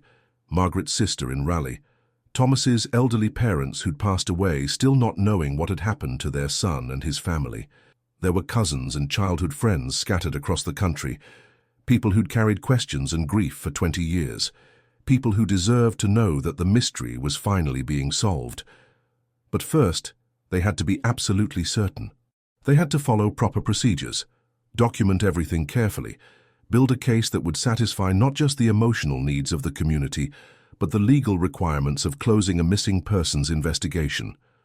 The ground-penetrating radar would tell them if there were larger objects buried beneath the sand, objects the size and shape of a 1989 Chevrolet station wagon. If they found the car, if they found the family, then 20 years of questions would finally have their answers. As the sun began to set over Millfield Point, casting long shadows across the beach, where the Blackwood family had once played and laughed and dreamed of their future, Morrison felt something he hadn't experienced in years of police work. The certainty that justice, however delayed, was finally going to be served. The ocean had kept its promise. Now it was up to the living to honor the dead. 1 week later, the ground-penetrating radar unit hummed with electronic efficiency as Dr. Elena Vasquez guided it methodically across the cordoned section of beach. The machine looked like a futuristic lawnmower, its sensors sending electromagnetic pulses deep into the sand and interpreting the echoes that bounced back from buried objects. Detective Morrison stood watching from the perimeter, his coffee growing cold in his hands, as he waited for the technology to reveal what 20 years of searching had failed to uncover. The past week had been a carefully orchestrated dance of scientific procedure and police protocol. Word of the jewelry box discovery had leaked despite Morrison's best efforts to maintain secrecy, and the story had spread through Millfield Point like wildfire. Local news crews had been the first to arrive, followed by reporters from Raleigh and Charlotte, and finally by a producer from one of those true crime shows that had turned cold cases into entertainment. Morrison had held exactly one press conference, announcing only that significant evidence had been discovered related to the 1993 disappearance of the Blackwood family. He'd refused to elaborate, much to the frustration of reporters who sensed a bigger story brewing beneath his careful words.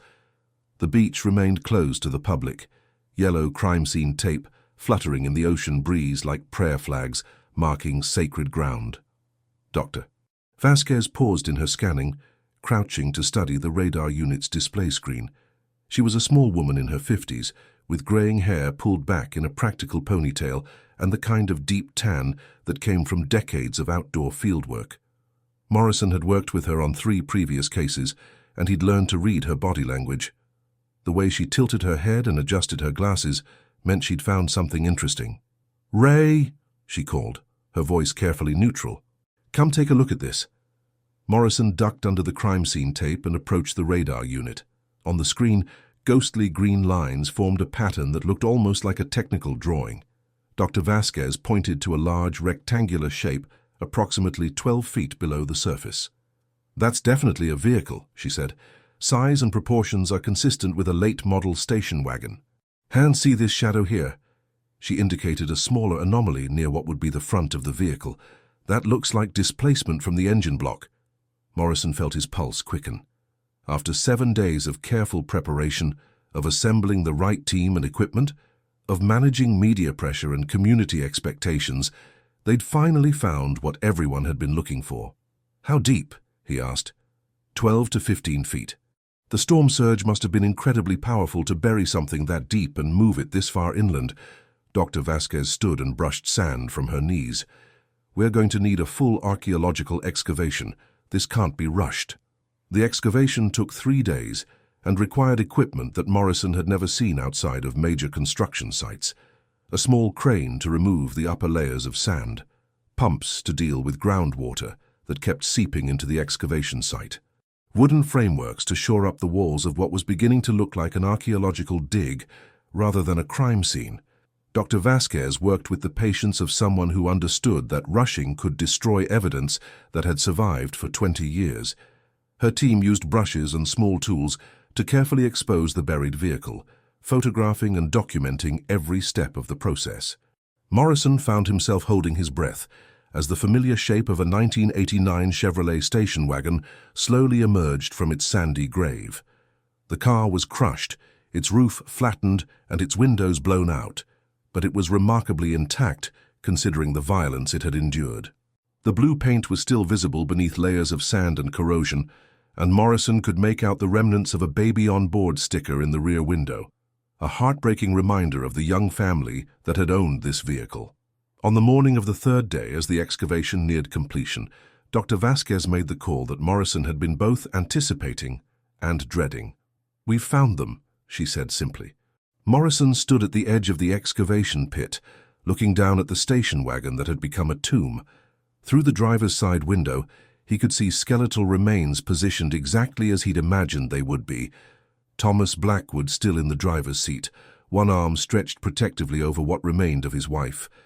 In the back seat, 3 smaller forms were huddled together, the family's final moments frozen in a tableau of love and protection. The county coroner arrived within an hour, followed by additional forensic specialists who would handle the delicate process of recovering the remains.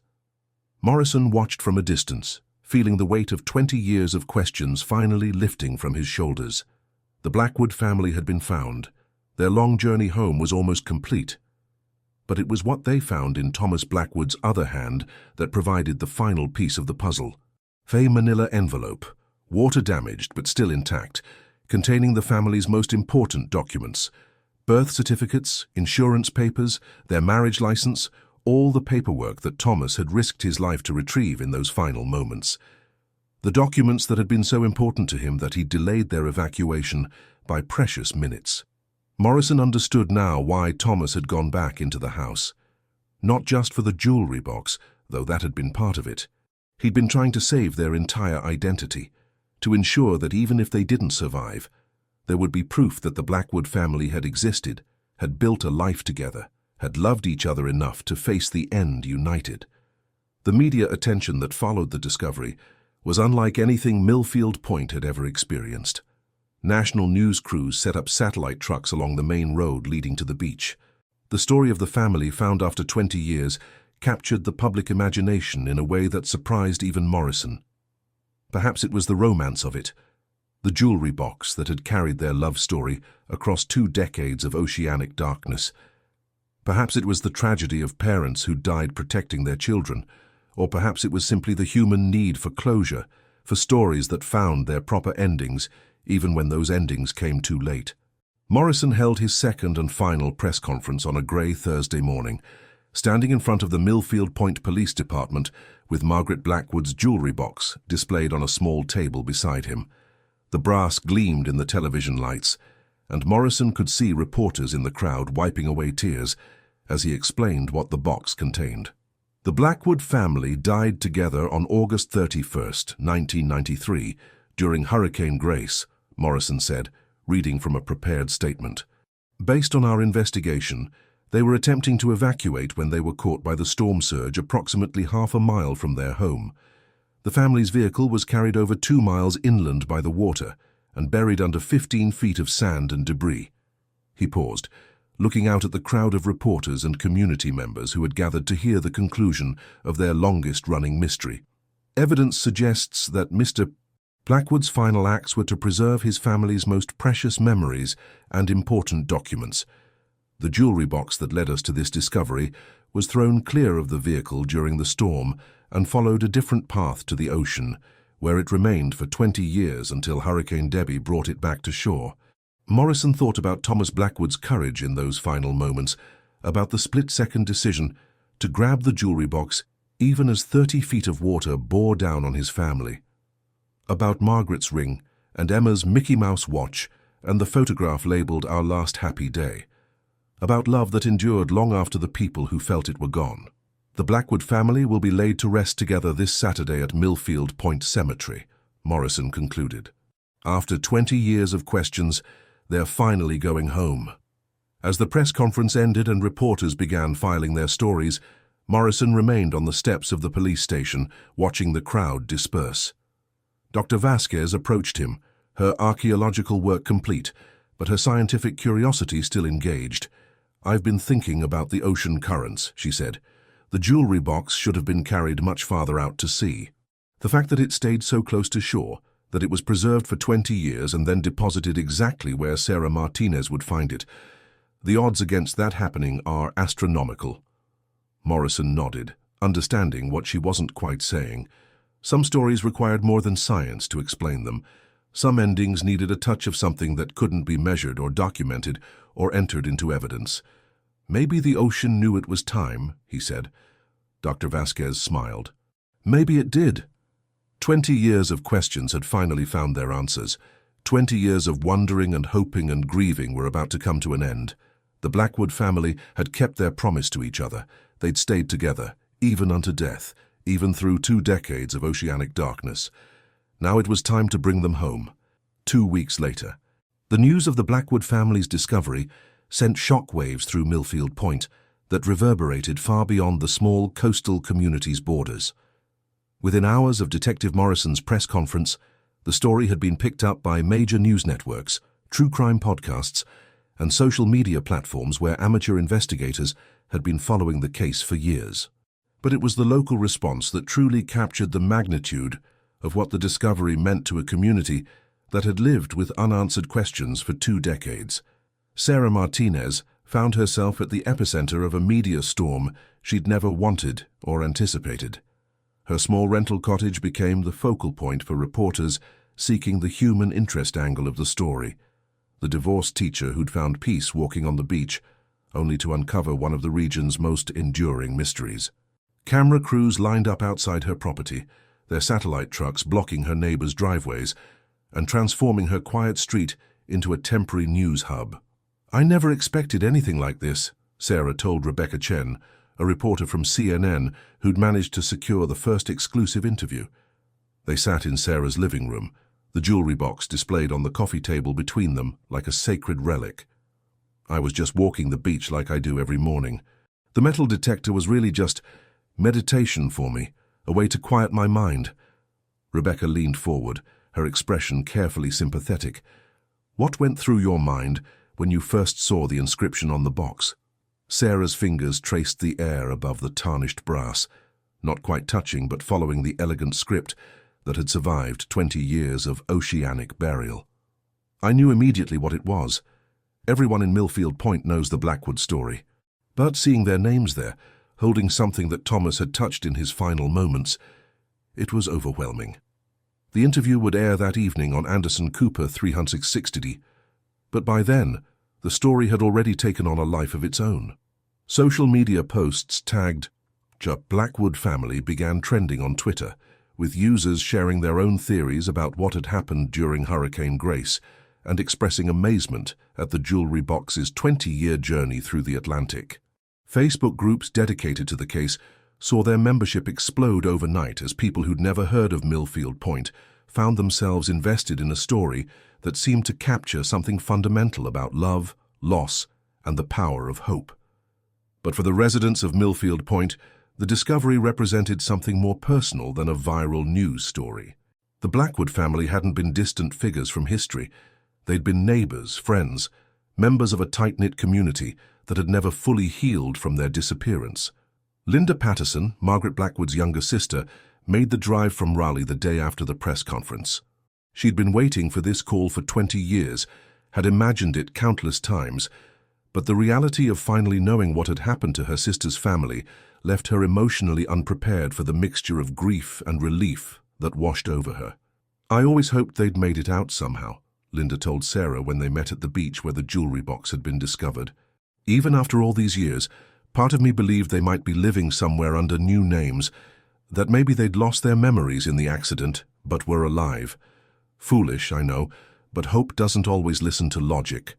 Linda was a petite woman in her 50s with greying hair, and Margaret's dark eyes. She'd brought her own children, Margaret's nephews and niece who'd grown up knowing their aunt and uncle only through stories and faded photographs.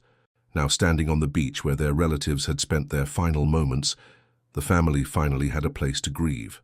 "Tell me about the photograph," Linda asked, her voice barely audible over the sound of the waves. Sarah had studied the water-damaged image countless times, memorizing every detail she could make out through the faded colors and blurred edges. "They looked so happy," she said, "all 5 of them together, like they didn't have a care in the world." Margaret wrote on the back that it was their last happy day. Linda smiled through her tears. "That sounds like Margaret. She was always documenting everything, making sure we had records of the important moments. She would have wanted people to remember them as they were, a family that loved each other." The community's response to the discovery went far beyond curiosity or sympathy. Within days of the announcement, a memorial fund had been established to create a permanent monument to the Blackwood family. Local businesses donated materials and labor without being asked. The elementary school where Sarah taught organized a fundraiser, with her second-grade students contributing their lunch money and creating artwork depicting families holding hands under stormy skies. James Crawford, who owned the hardware store on Main Street, had known Thomas Blackwood personally. They'd worked together on several construction projects before the hurricane, and James had always admired Thomas's dedication to his family and his craft. "Tom was the kind of man who'd give you the shirt off his back," James told a gathering at the town hall, where residents had come together to plan the memorial. "He was always talking about his kids, always had pictures in his wallet. Margaret, too, she was involved in everything. PTA, church committees, volunteer work at the library. They were good people who deserve better than what happened to them."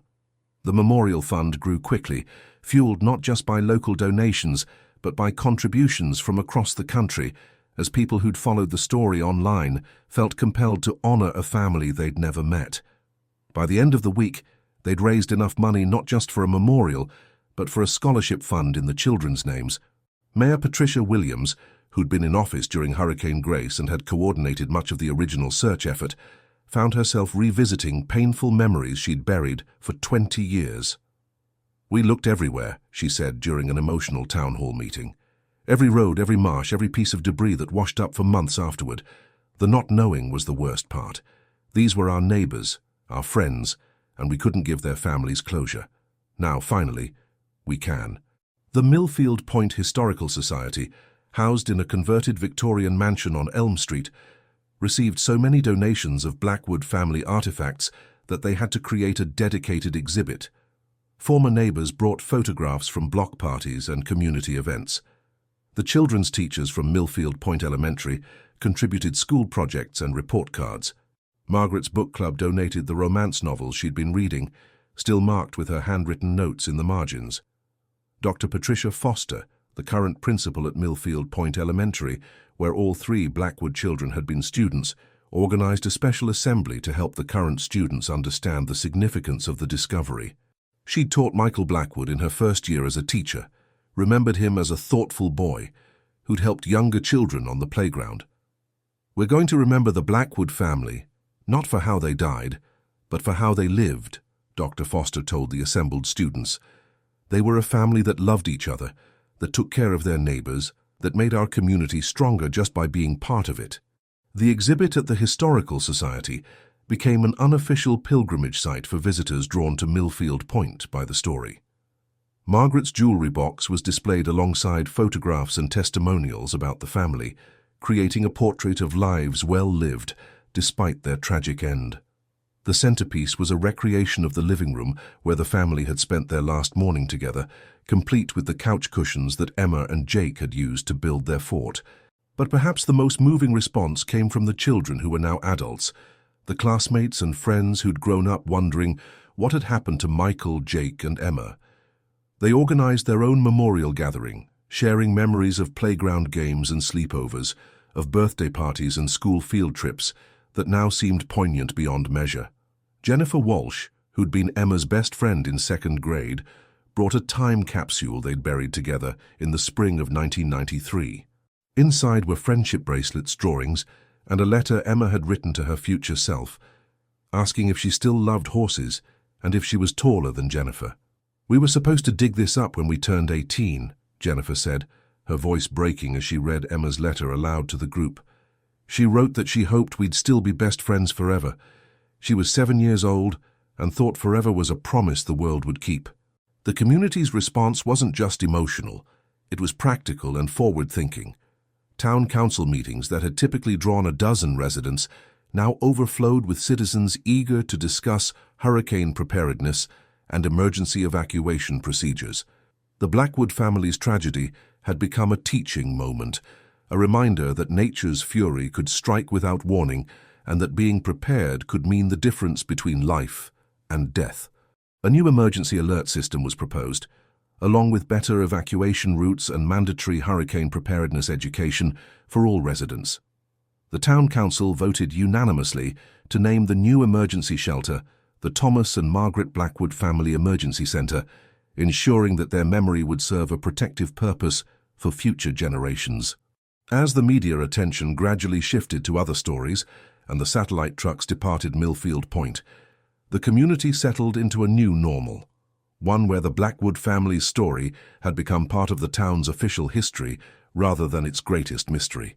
The questions that had haunted residents for 20 years had been answered, replaced by a different kind of responsibility, ensuring that the family's memory honored not just their tragic end, but the love that had defined their lives.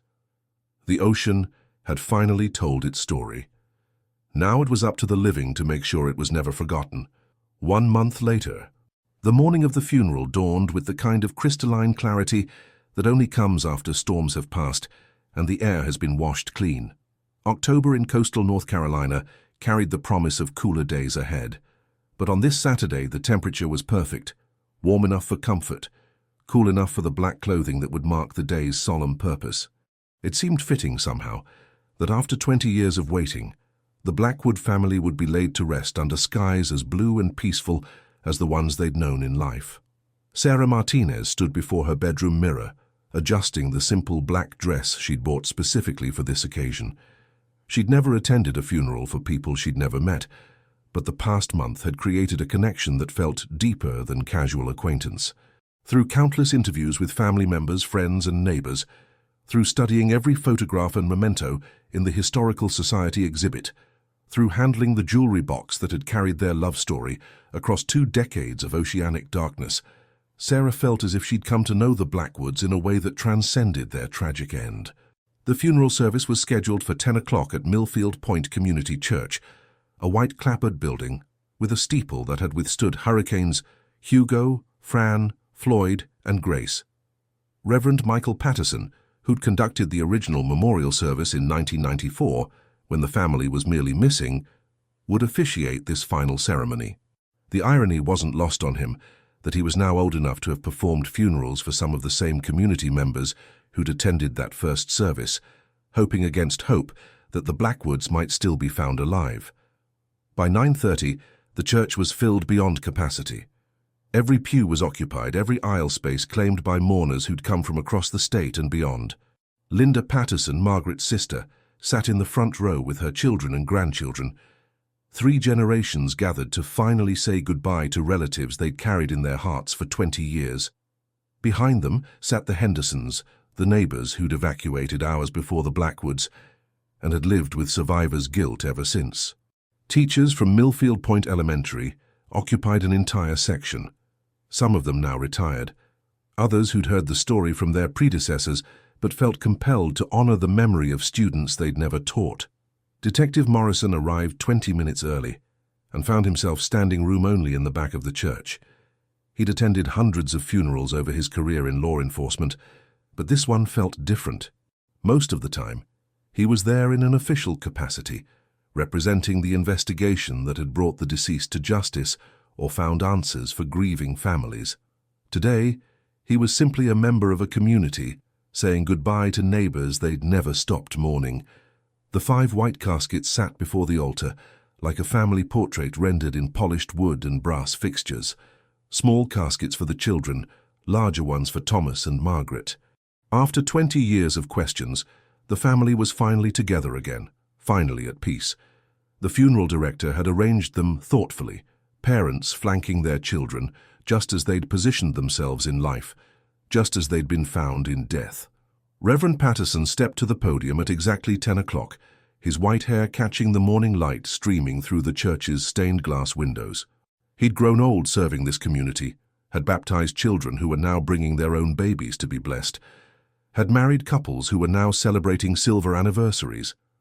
But in all his years of ministry, he'd rarely faced a congregation so united in grief and gratitude.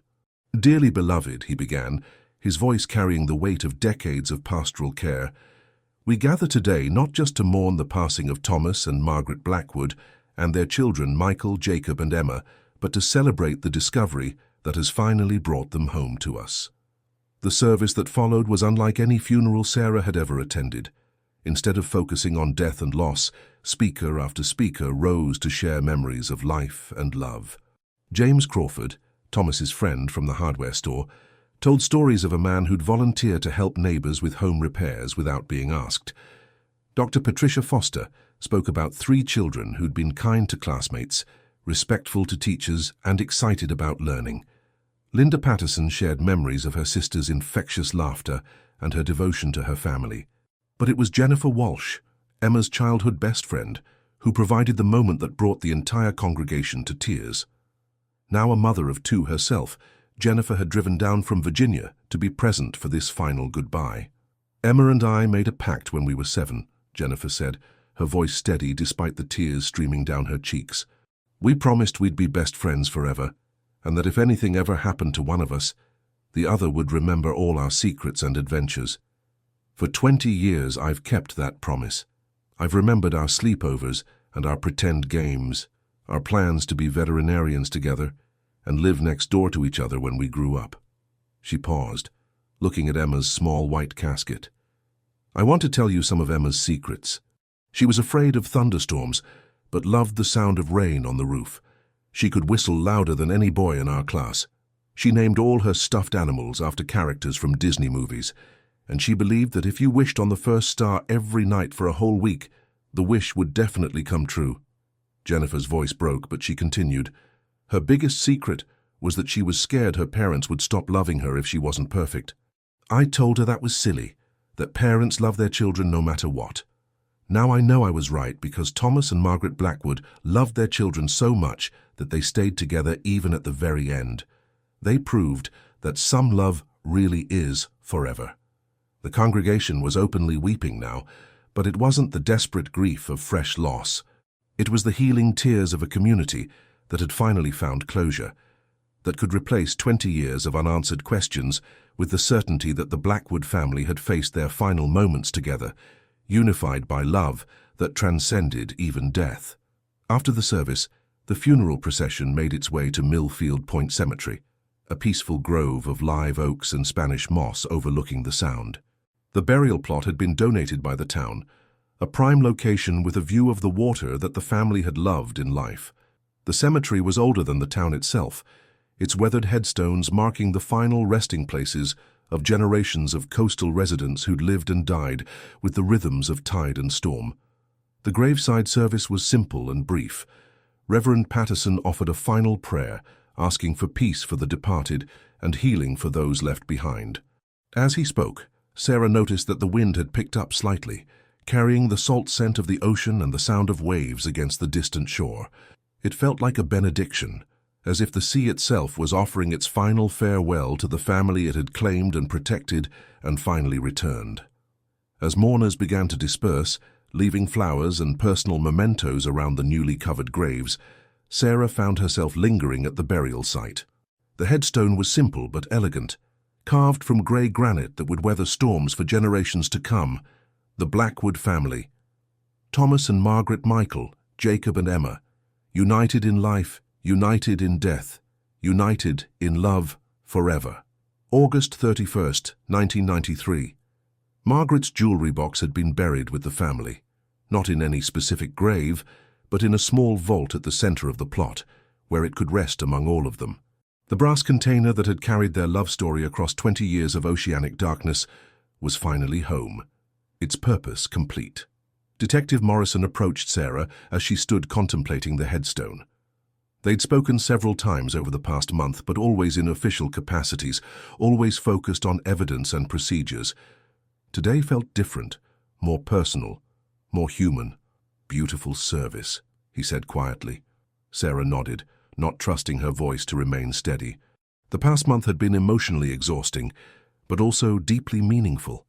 She'd helped solve a mystery that had haunted an entire community, had played a small role in bringing a family home. But more than that, she'd learned something about the nature of love and loss, about the way some bonds endure long after the people who forged them are gone. "Do you think they knew?" she asked finally. "In those final moments, do you think they understood that their love would outlast the storm?" Morrison considered the question, looking out toward the ocean that had served as both destroyer and protector, taking the Blackwood family, but preserving their most precious memories. "I think Thomas knew when he grabbed that jewelry box. I think he understood that some things are worth saving, even when everything else is lost."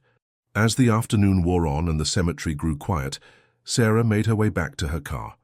Tomorrow she would return to her normal routine, teaching second grade, walking the beach with her metal detector, living the quiet life she'd built in Millfield Point. But she would carry with her the knowledge that she'd been part of something larger than herself, something that spoke to the enduring power of love and hope, and the belief that every story, no matter how tragic, deserves its proper ending. The Blackwood family was finally at rest. Their 20-year journey from the depths of the Atlantic to the peaceful grounds of Millfield Point Cemetery was complete. They'd come home not as victims of Hurricane Grace, but as symbols of love's ability to transcend even the most devastating losses. As Sarah drove through the town that had adopted her as one of their own, she passed the empty lot where the Blackwood house had once stood. Soon, a memorial garden would bloom there, filled with flowers that could withstand coastal storms and seasons of change. A place where people could come to remember not just the family who'd died there, but the love that had lived there, love that had proved stronger than hurricanes, more enduring than 20 years of oceanic silence, more powerful than death itself. Every story finds its way home, Sarah had learned. Sometimes it just takes a while.